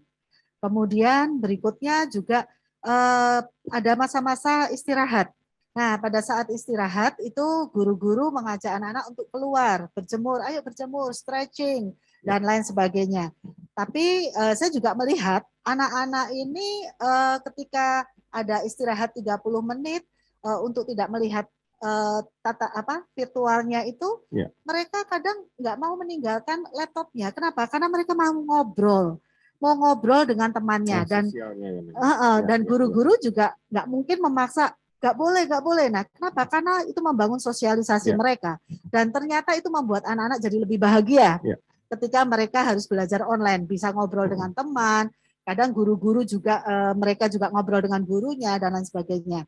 Nah, memang peran serta guru ini sangat penting juga, dan peran serta orang tua ini sangat penting. Ketika orang tua dengan guru berdampingan, bekerja sama secara positif, maka anak-anak ini akan bahagia di dalam belajarnya. Jadi sehat mereka di dalam belajar secara online. Seperti itu, Mr. Wenas. Bahagia belajar online. Iya. Keren sekali frasenya. Mem Ros, silakan kalau mau menambahkan. Untuk PAUD gimana nih Mem perkumpulannya? Nah, untuk anak PAUD ya Pak, pastinya harus bahagia. Harus. Karena mereka dalam bermain dan belajar, ketika mereka bahagia, itu mereka tidak terasa bahwa itu belajar. Jadi semua yang kita berikan itu bisa masuk gitu ya, istilahnya begitu. Nah, rasa ingin tahunya yang besar, anak-anak usia dini kan begitu Pak. Harus kita kemas, kita wadahi, artinya seperti Memlani tadi, banyak anak-anak kita yang begitu tidak mau snack, enggak boleh, harus snack, harus keluar dulu untuk kesehatan ya Pak ya. Bahkan mereka pengen selesai belajar, makan bersama ya, artinya mau makan sama-sama setelah belajar. Ya gurunya itu tadi harus memberikan waktu begitu ya. Nah karena kita melihat bagaimana sebenarnya kebutuhan sosialisasi anak itu besar. Jadi ketika mereka membutuhkan ya kita harus melakukan. Tetapi juga ada batas-batas tertentu. Jangan sampai tadi anak-anak tidak snack, kemudian anak-anak juga terlalu lama menatap layar. Itu Pak. Baik ya. Bu Dani mungkin ada tambahan, silakan Bu. Ya. Pemerintah kita ini sudah luar biasa. Jadi tahun 1989 itu ada konvensi anak, Pak. Konvensi tentang hak anak. Jadi kita perlu menyadari bersama-sama juga para orang tua, apa sih sebetulnya well-being itu? Apa sih yang perlu dibangun? Yaitu hak untuk bahagia. Hak untuk bahagia. Hak untuk bahagia itu mereka itu dapat tumbuh sehat bersekolah. Jadi ini yang orang tua perlu tahu bahwa anak-anak perlu tumbuh dengan sehat. Jadi makanan perlu disiapkan dengan baik gitu ya. Jadi meskipun mereka sekarang ini online gitu ya, tapi orang tua juga tetap perlu memikirkan mereka snack harus seperti apa gitu ya. Mereka makan harus seperti apa. Dan sekarang kan anak-anak banyak duduk, enggak banyak bergerak kan. Jadi itu juga perlu diatur untuk kesehatan tumbuh kembangnya mereka, pertumbuhannya mereka. Lalu anak ini punya hak untuk dilindungi. Nah, ketika anak merasa aman, tentunya dia akan nyaman, dia akan happy. Tadi Bu Ros katakan harus berbahagia. Kenapa kok harus bahagia? Sebetulnya dengan kita bahagia kita bisa mikir, betul? Tidak ada tekanan, tetapi tantangan boleh. Ya. Jadi itu kenapa makanya anak itu harus merasa bahagia supaya dia bisa berpikir kritis. Ketika dia menerima pembelajaran itu dia bisa mikir, dia tidak tertekan. Nah, lalu anak didengar pendapatnya. Penting sekali bagi orang tua dan bagi guru-guru untuk stop sebentar mendengar anak. Seringkali guru-guru itu jadi mati gaya karena satu anak diberi kesempatan bicara, semua akan bicara. Nah, itu yang perlu disiplin dari awal. Jadi anak-anak bisa dilatih ya, bagaimana mereka harus mengangkat tangan dulu. Kalau sekarang kan melalui Zoom ada reaction yang bisa dipakai, dan itu anak-anak perlu dikenalkan, Pak. Jadi dia juga tahu antara dia juga melatih penguasaan dirinya, tetapi dia juga bisa tahu bahwa aku akan didengarkan oleh guruku. Jadi hak untuk didengar pendapatnya, lalu anak juga diperlakukan dengan adil. Nah ini yang kita perlu perhatikan bagi orang tua. Saya terus-menerus dari pemerintah dengan Direktorat Keluarga, itu kita melakukan sosialisasi kepada keluarga melalui kabupaten kota untuk keluarga-keluarga itu tidak melakukan kekerasan pada anak. Uniknya dengan masa pandemi di mana anak-anak ada di rumah itu justru KDRT itu meningkat terhadap anak. Terhadap anak. Dan ini yang menjadi lembaga pendidikan perlu menyadari bersama-sama, dan parenting class itu sangat penting. Memang kami tidak bisa menutup mata bahwa orang tua itu fokusnya kalau sudah sekarang ini kan kehidupan juga susah ya, jadi mereka fokusnya hanya makan gitu kan, bagaimana mereka bekerja dan tidak memperhatikan anak. Sedangkan anak tetap dalam usia tertentu itu mereka masih membutuhkan pendampingan orang tua. Nah ini yang perlu dibangun bersama-sama, dan Indonesia sudah melakukan gerakan idola. Apa itu idola? Indonesia Layak Anak gitu ya. Jadi Indonesia Layak Anak. Jadi gerakan idola itu kota layak anak, sekolah layak anak. Nah, ini yang terus-menerus dilakukan melalui forum-forum yang ada di kabupaten kota, Pak. Jadi saya berharap orang tua yang bisa mendengar webinar kita ini benar-benar memahami bahwa bermula dari rumah. Bermula dari rumah, bagaimana anak itu harus bahagia. Saya percaya ketika anak bahagia berarti dia rasa aman. Ketika anak rasa aman, rasa percaya dirinya meningkat. Dia bisa belajar dengan lebih baik dan kapasitasnya berkembang dengan baik, kompetensinya akan muncul. Ya, baik ya. Terima kasih Bu Dani. Pertanyaan sisipan ini buat Membros dan Memlani. Lebih susah mana sih sebagai seorang guru untuk memberikan pembelajaran atau cara mengajar online atau pada saat tatap muka? Memlani dulu mungkin. Ya, tentu ada tantangan tersendiri ya, Mr. Wenas. Kalau menurut saya pembelajaran online itu dibutuhkan tantangan yang lebih besar dibandingkan onsite ya. Nah, ketika online kita bisa menggunakan berbagai macam alat peraga, kita juga secara online bisa sih, tapi sometimes itu tidak terlihat kan. Nah, jadi kita harus berpikir bagaimana ya supaya pembelajaran di sekolah ini, di kelas ini menarik. Pasti dengan menggunakan media digital tadi.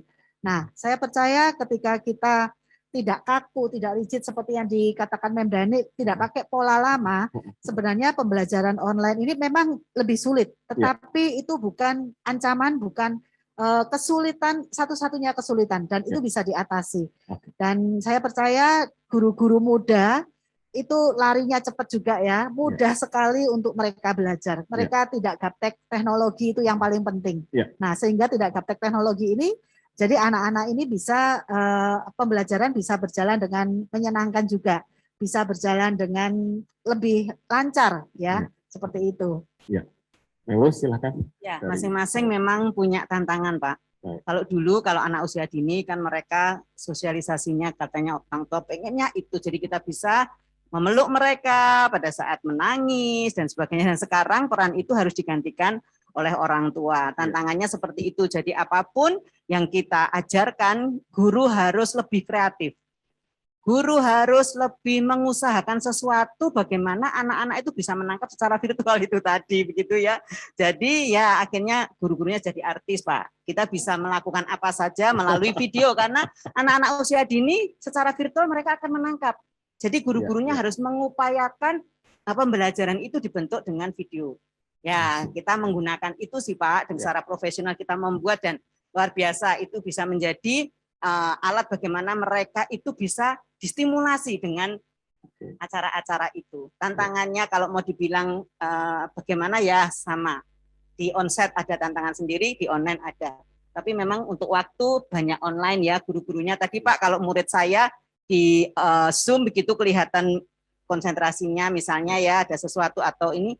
Nanti sore kita harus mempunyai waktu sendiri bicara sama orang tua tadi waktu tambahan untuk menggantikan tadi supaya hasilnya juga akan sama dengan teman-temannya karena memang dalam kondisi seperti itu ya kita nggak bisa apa-apa. Kalau dulu mungkin pada saat di onsite begitu ya mereka bisa lebih bisa konsentrasi dan sebagainya. Kalau ini banyak stimulasi kadang-kadang di rumah, apalagi kalau satu rumah ada 3 anak. Nah, itu Pak tantangannya.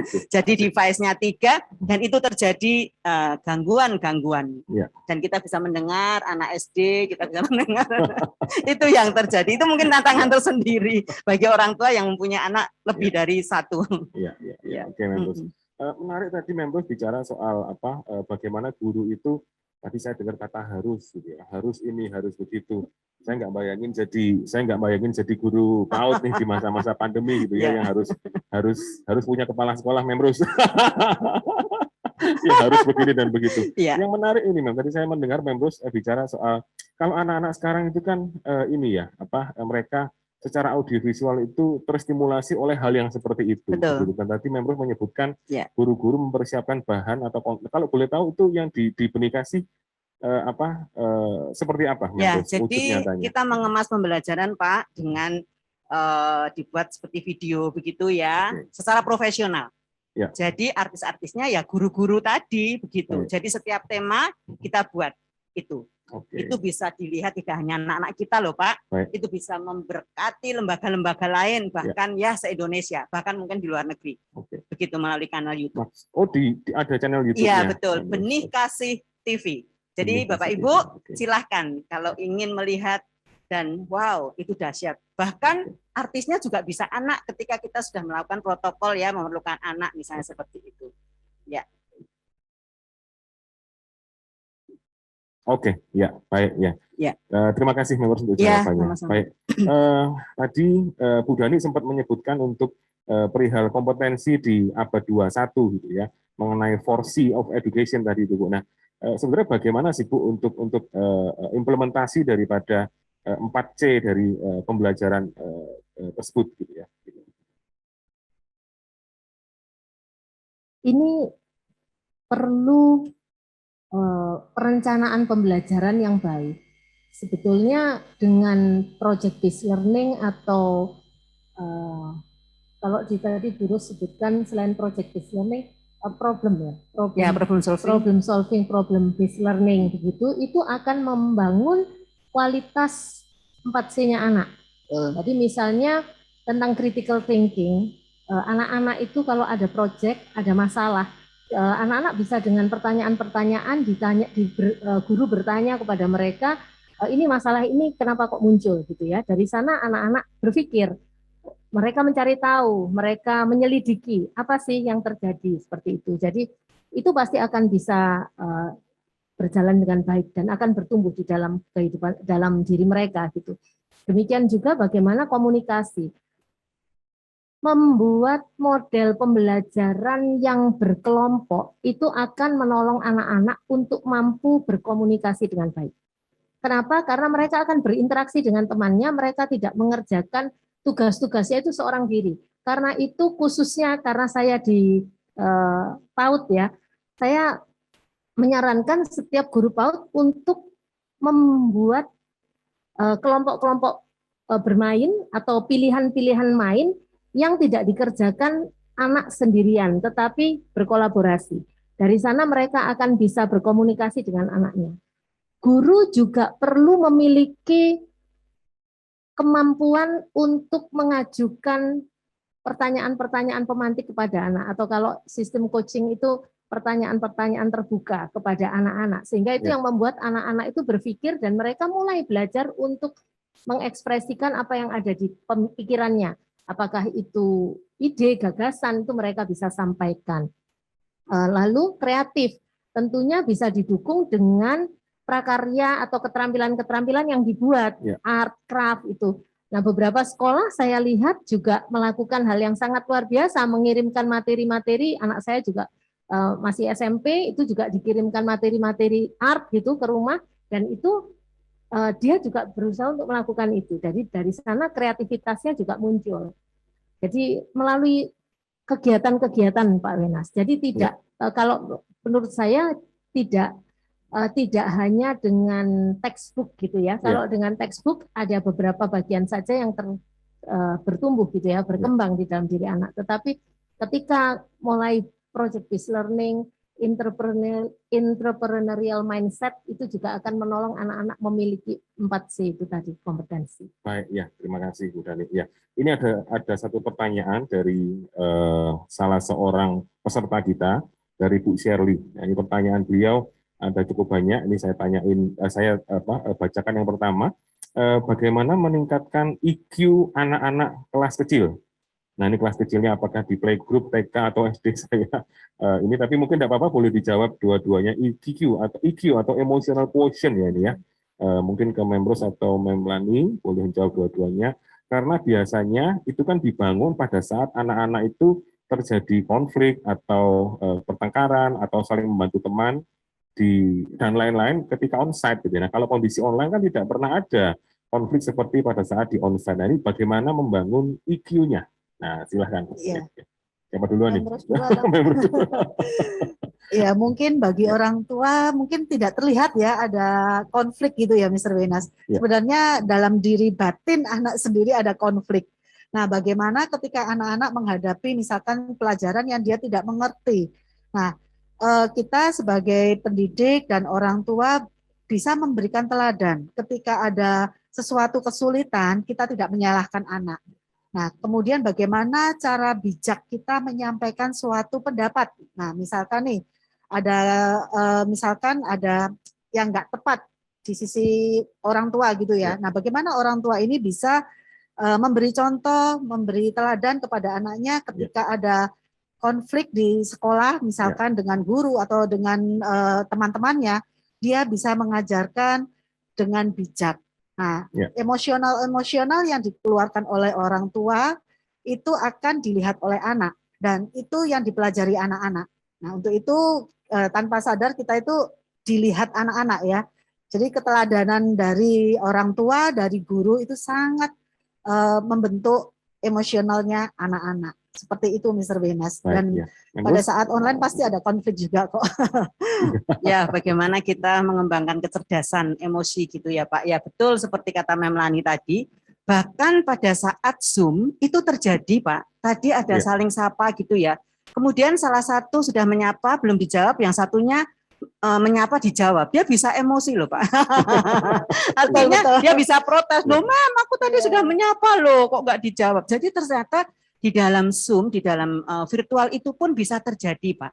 Dan kita melatih. Ada anak yang kemampuan berbahasanya bagus begitu ya. Setiap gurunya bertanya, dia yang akan menjawab terus. Kemudian gurunya akan meminta dia untuk minta maaf, boleh nggak melakukan kemurahan. Itu juga melatih emosi dia karena seharusnya dia pengennya semua yang diinginkan, kan seperti orang dewasa ya Pak, kadang-kadang apa yang kita inginkan ya gitu kan, apalagi di dalam forum, itu juga forum Pak sebenarnya ketika Zoom meeting. Jadi terjadi dan kita mengajarkan minta maaf, wah luar biasa, Tuhan sudah memberi kepandaian. Boleh memberi kesempatan kepada yang lain, itu mengajarkan tadi Pak, kesiapan kecerdasan emosi bahwa ternyata banyak temanku ya, jadi aku harus berbagi. Oh ternyata aku harus mempunyai penguasaan diri dan sebagainya. Itu semuanya sih dari dasar karakter Pak, diajarkan dari melalui karakter anak-anak mempunyai kecerdasan emosi dan semuanya itu. Ya. Mungkin saya bisa tambahkan juga ya, saya memang guru-guru pasti seluruh guru Indonesia ya di Surabaya pasti berusaha untuk menyajikan pembelajaran yang menarik. Namun kadang ada anak-anak yang mungkin karena kurang gerak dan lain sebagainya bosan. Ya, nah ini peran orang tua. Ketika anak-anak menghadapi kebosanan, apakah kita jadi ikut marah-marah, aduh gurunya ini nggak kreatif ini dan lain sebagainya. Nah itu yang akan dilihat oleh anak-anak. Sehingga anak-anak bisa melihat, oh berarti kalau ada masalah dalam diriku, orang lain itu yang salah. Padahal justru di masa-masa bosan ini, orang tua bisa menyisipkan karakter-karakter. Dan kemampuan emosional anak ini bisa dilatih dari rumah juga.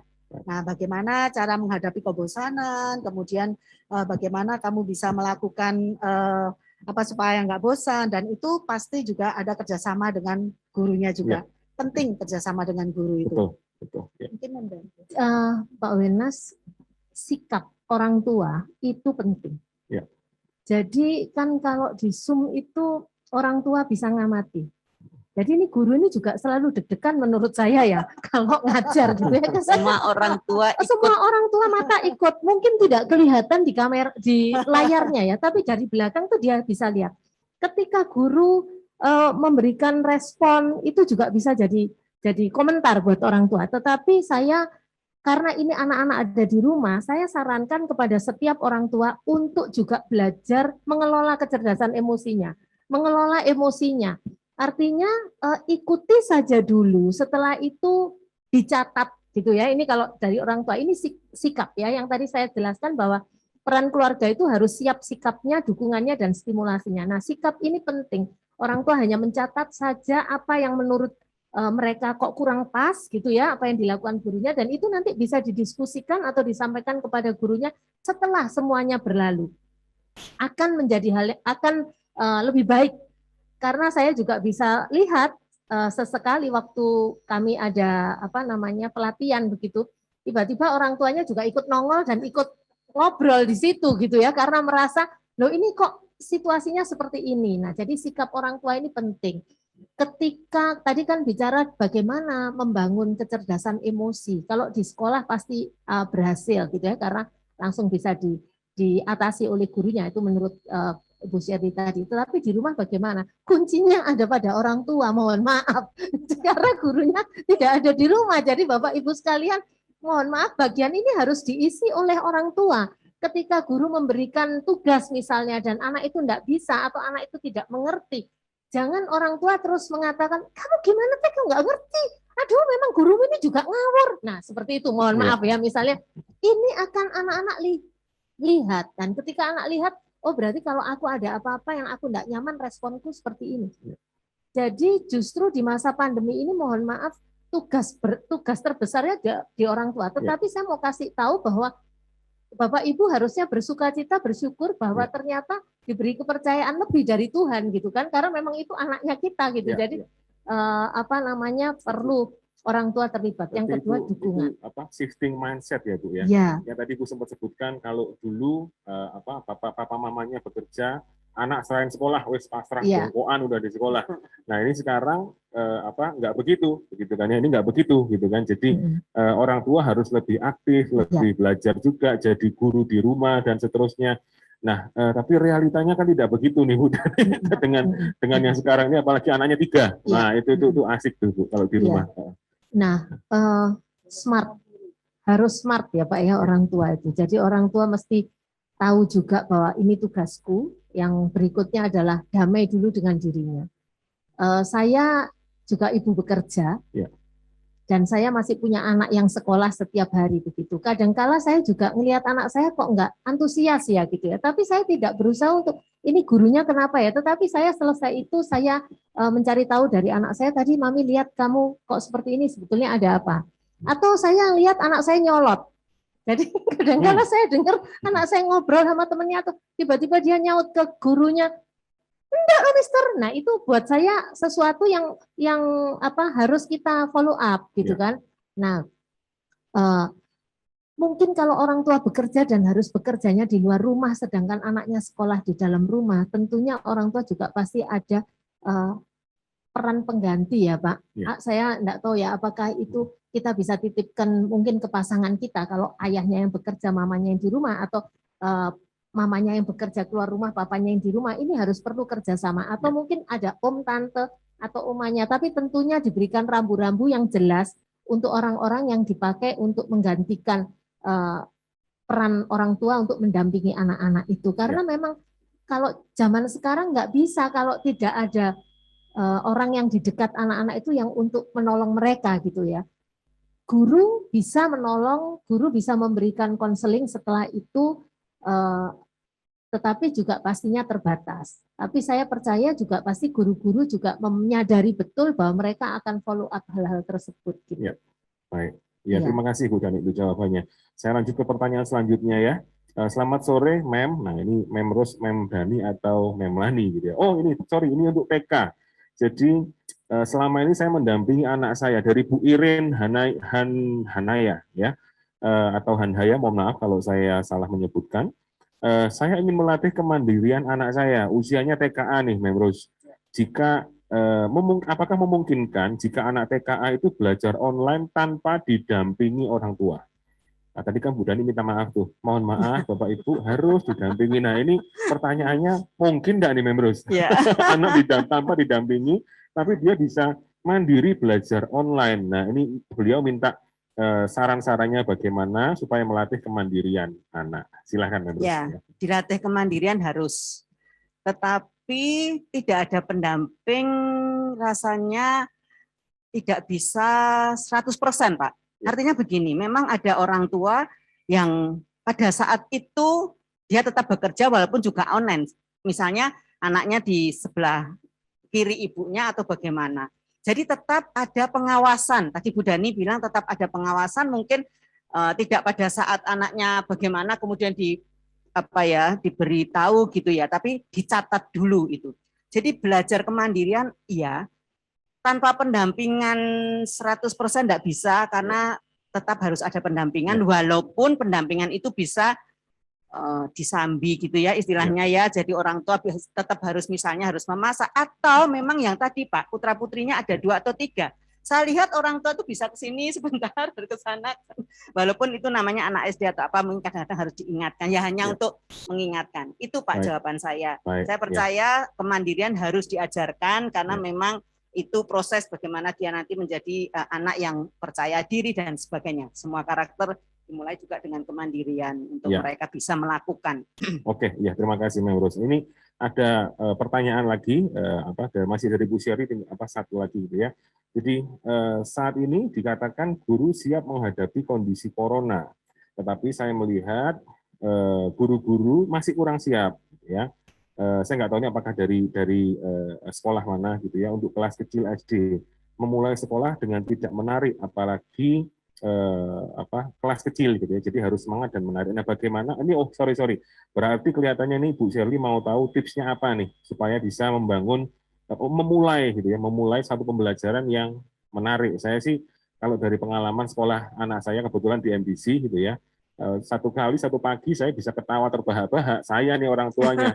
Jadi menurut saya cukup menarik gitu ya dengan apa yang menstimulasi anak saya untuk belajar. Sampai saya thank you kepada gurunya sudah membuat anak saya enjoy dan suka belajar, mengawalinya dengan baik begitu. Ya mungkin tips-tipsnya gimana nih, Memlani, silakan. Ya, ini tips untuk guru dan orang tua ya. Betul. Kalau untuk guru tentu di awal itu harus benar-benar terlihat menarik ya. Jadi membangun ketertarikan anak itu paling penting. Ya. Nah, memberikan pertanyaan-pertanyaan pancingan dan lain sebagainya. Nah, biasanya anak-anak ini kan kalau di sekolah ya, di sekolah memang pukul 8.30 mulai renungan. Tetapi sebelum 8.30 sekitar 8.15 itu kami sudah buka Zoom-nya dan itu menjadi salah satu sarana di mana guru tersebut bisa membangun komunikasi kepada anak-anaknya. Nah, dari membangun komunikasi itu sehingga terjadi engage, terjadi keterikatan dan itu bisa menjadi membuat anak-anak jadi semangat sekolah. Nah, kreativitas itu juga diperlukan ya. Namun seringkali kreativitas misalnya guru udah kreatif, tetapi ternyata anaknya ini lebih kreatif. Nah, kita kan juga tidak mungkin sampai kita harus ngikutin satu anak supaya yang lain misalkan penanaman konsep jadi tertinggal dan lain sebagainya. Nah, kita perlu peran orang tua. Bagaimana membangun komunikasi dengan gurunya. Nah, itu penting sekali, komunikasi yang bijak, komunikasi yang baik, komunikasi yang saling mendukung istilahnya ya, disampaikan dengan bijak dan lain sebagainya. Saya percaya guru-guru di masa seperti ini mungkin tidak mudah kali ya, karena harus menghadapi anak orang lain, juga menghadapi anaknya sendiri di dalam rumah. Nah, untuk itu perlu peran serta orang tua bergandeng tangan sehingga terjadi pembelajaran yang nyaman untuk anak-anak. Ketika guru dan orang tua intinya sepakat dan bersatu, maka anak-anak itu akan bahagia, gitu ya, Mr. Wenas. Oke, ya, terima kasih Memlani untuk jawabannya. Satu lagi mohon maaf, silakan. Saya teringat. Nah, anak-anak ini di masa pandemi tidak sekolah secara full ya. Nah, proyek-proyek itu bisa dikerjakan bersama orang tua dengan fun. Nah, itu yang membangun kreativitas anak juga, bisa. Ya, baik, ya. Oke, sebentar saya ada pemaparan yang luar biasa. Ini dari Anonymous tetapi ya. Pemaparan yang luar biasa. Thank you. Bagaimana saya bisa mendapatkan ini mau cari tahu info nih, Mem. Soal benih kasih dan SD Masa Depan Cerah karena kedua anak saya saat ini akan masuk TK dan SD. Oke, mungkin ini ya Bapak Ibu bisa ke Instagramnya MDC School ya, @MDC School, nanti di sana mungkin bisa lebih jelas gitu ya. Saya nggak tahu nih kalau mungkin ke sana mungkin akan lebih bisa komprehensif gitu ngelihat untuk kegiatan-kegiatan sekolah, event-event dan seterusnya. Nah, pertanyaan yang terakhir, ini waktunya sudah dikasih catatan ini saya sama teman-teman panitia. Nah, khusus mengenai PAUD ini saya ke Membros, bagaimana mengenai pemikiran bahwa sekarang kan ini kan masa pandemi, Membros ya. Jadi anak-anak yang masih belum vaksin, gitu ya. Kalau sekarang usia 12 ke atas kan udah vaksin semua nih rata-rata, gitu kan ya. Nah, tetapi anak-anak usia SD dan bahkan yang PAUD ini kan kadang orang tua berpikir kalau untuk PAUD nggak usah di sekolahin dulu, nggak apa-apa dah gitu kan, PAUD aja kan itu kan nanti juga langsung SD juga bisa gitu kan, atau langsung TKB sambil nunggu pandeminya selesai. PAUD ini kurang penting lah gitu kan, dan bisa ngajar sendiri gitu ya di rumah dan seterusnya. Nah, ini pendapat Membros soal ini, pemikiran seperti ini bagaimana? Membros, silakan. Bapak Ibu, terima kasih untuk pertanyaannya, pertanyaan yang luar biasa karena memang itu mewakili banyak orang tua. Tapi yang seperti yang saya paparkan tadi, betapa pentingnya usia dini. Fondasi yang harus ditanamkan untuk nanti siap sekolah.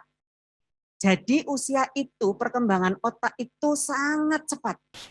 Sel-sel otak itu sangat cepat. Kalau stimulasinya tidak benar, minta maaf. Tadi misalnya biarin aja lah di rumah dia bisa main apa saja. Minta maaf tadi ada aspek-aspek perkembangan. Nah aspek-aspek perkembangan itu semuanya harus dikemas, harus dilakukan sehingga nanti terbentuk aspek perkembangan itu secara maksimal. Itu yang bisa saya jawab, Pak. Jadi sebenarnya bagaimana anak-anak usia dini ini justru sangat penting karena itu tadi Bu Dani bilang itu fondasinya. Bangunannya mau seperti apa? Bukan indahnya bangunan, tetapi fondasinya itu yang menentukan keberhasilan anak-anak kita. Baik, ya. Ya, menurut saya sih jawabannya sudah lengkap ya. Tadi juga sudah ditolong dengan dari Bu Dani. Bu Dani, mohon maaf kalau ada yang mau ditambahkan, silakan untuk soal yang barusan dari Memros. Cukup ya, baik, oke. Bapak Ibu, kita sudah sampai di akhir daripada sesi Q&A dari webinar kita. Mohon maaf kalau ada banyak sekali pertanyaan yang masuk. Ini menurut saya webinar yang pertanyaannya paling banyak dari sekian banyak webinar gitu ya. Nah, tapi mohon maaf, mungkin nggak bisa dijawab sekarang, tetapi Bapak Ibu jangan khawatir, nanti 3 narasumber kita ini akan menemani kita di Instagram Live ya, di @mdc.surabaya ya, di mdc.surabaya. Kalau mungkin belum follow, Bapak Ibu silakan follow. Nanti hari Minggu ya, mulai minggu pertama ya sampai ketiga di bulan Oktober nanti kita akan setiap hari Minggu jam 4 sore akan ditemani oleh para narasumber kita untuk kita IG Live di sana untuk menjawab pertanyaan-pertanyaan yang belum sempat dijawab di sore atau malam hari ini. Baik, saya akan memberikan kesempatan kepada masing-masing narasumber kita untuk memberikan last conclusion, namun terlebih dahulu ada satu info dan news yang mau lewat. Silahkan teman-teman.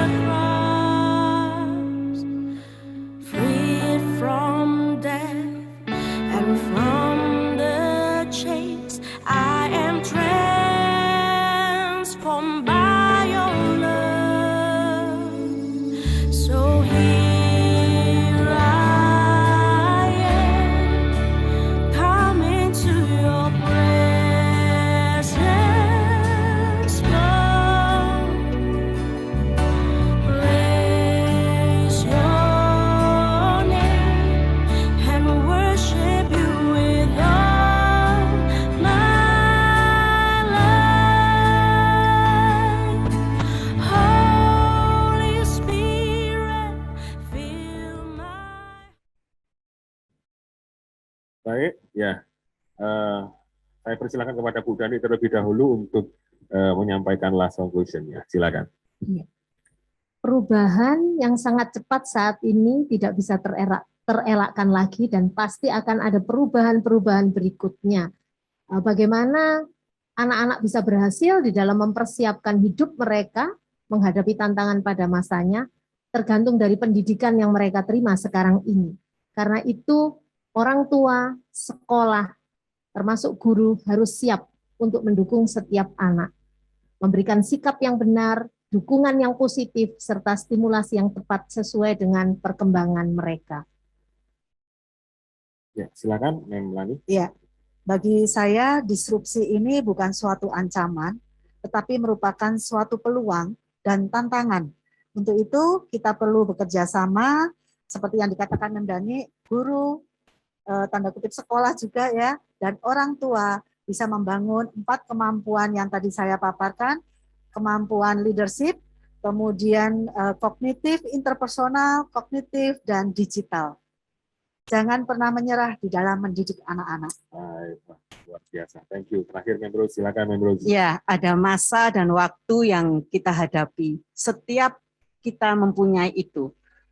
Masa ini kemungkinan membuat orang tua banyak tantangan dan harus berjuang.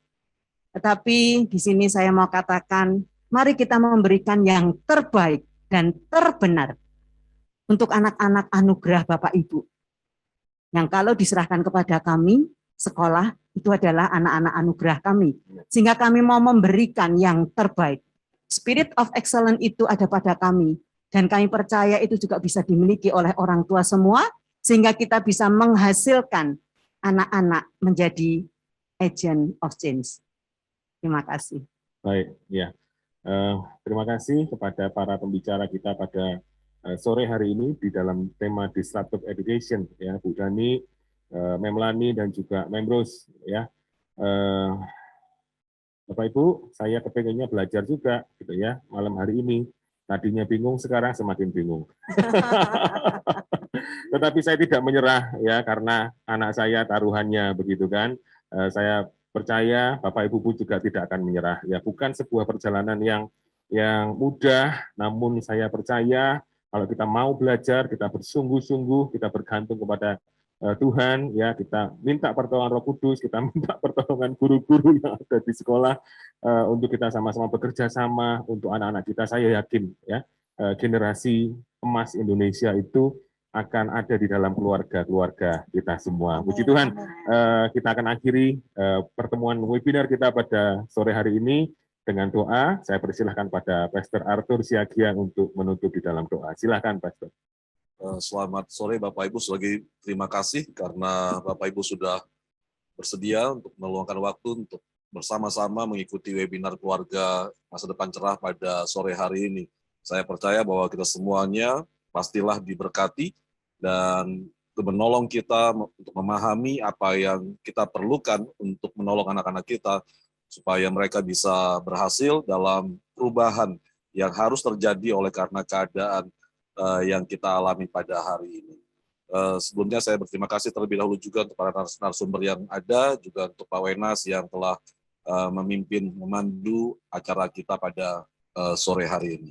Jadi terima kasih, mari sama-sama Bapak Ibu kita satu hati, kita berdoa, tapi sebelumnya saya ingin mengingatkan bahwa pertanyaan-pertanyaan yang belum terjawab akan kita coba jawab di dalam pertemuan Instagram Live kita di hari Minggu, dimulai minggu depan, gitu, bersama dengan narasumber yang berbicara pada hari ini.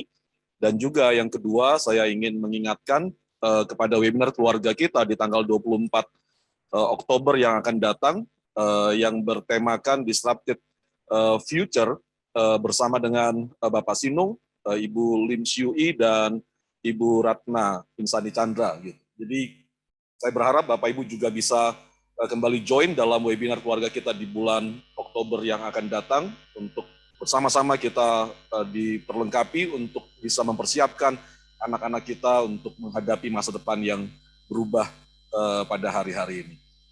Mari kita satu hati, mari sama-sama kita berdoa, biarlah kita kiranya Roh Kudus bekerja dan menolong kita semuanya. Mari satu hati kita berdoa.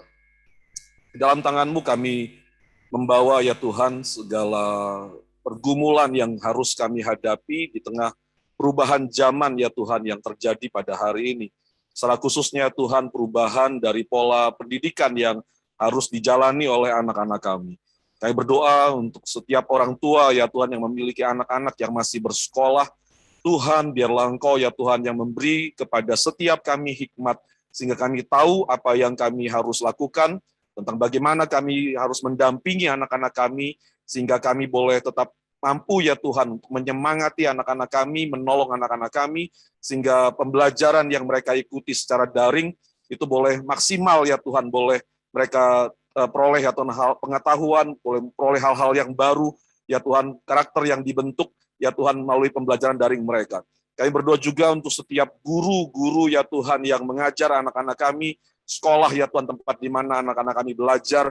Kami berdoa membawa mereka dalam tangan Tuhan. Karena kami tahu ya Tuhan bahwa mereka pun juga punya pergumulan yang bahkan mungkin jauh lebih berat ya Tuhan daripada kami, para orang tua ya Tuhan. Soalnya kami berdoa Tuhan, biarlah tangan-Mu yang kuat itu yang menopang, dan hikmat-Mu itu ya Tuhan yang memperlengkapi, sehingga baik sekolah maupun guru-guru ya Tuhan yang mengajar anak-anak kami ya Tuhan secara daring, mereka boleh tetap juga punya semangat ya Tuhan, dan diberikan kreativitas ya Tuhan yang lebih daripada Tuhan, sehingga kelas-kelas pembelajaran yang mereka pandu ya Tuhan itu boleh Jadi kelas-kelas pembelajaran yang menarik, ya Tuhan, dan yang bahkan boleh menjadi berkat, ya Tuhan, bagi anak-anak kami.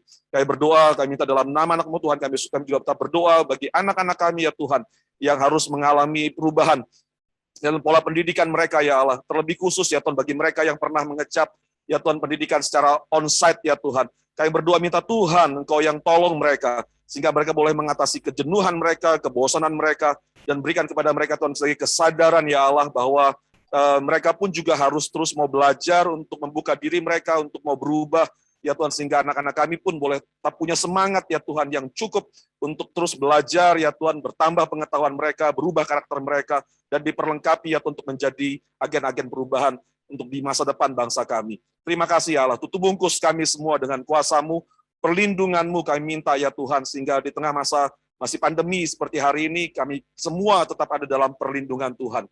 Terima kasih, ya Bapak. Kami bersyukur untuk pertemuan kami pada sore hari ini. Sekali lagi berkati para pembicara kami, ya Tuhan, Engkau yang memberkati hamba-hamba-Mu ini, dan biarlah Engkau pakai hidup mereka untuk dapat menjadi berkat lebih lagi, ya Tuhan, di dalam dunia pendidikan yang ada di bangsa kami. Terima kasih, ya Tuhan. Kami bersyukur. Kami mau mengakhiri, ya Tuhan, webinar keluarga kami pada sore hari ini, dan kami mau serahkan, ya Tuhan, segala kerinduan hati kami ini ke dalam tangan-Mu, dan biarlah berkat yang daripada Allah Bapa, berkat dalam kasih karunia Tuhan Yesus Kristus, dan berkat dalam Roh Kudus yang telah tinggal dan diam dalam hati kami semua, memenuhi kami dan memberi kepada kami semangat dan kekuatan yang baru.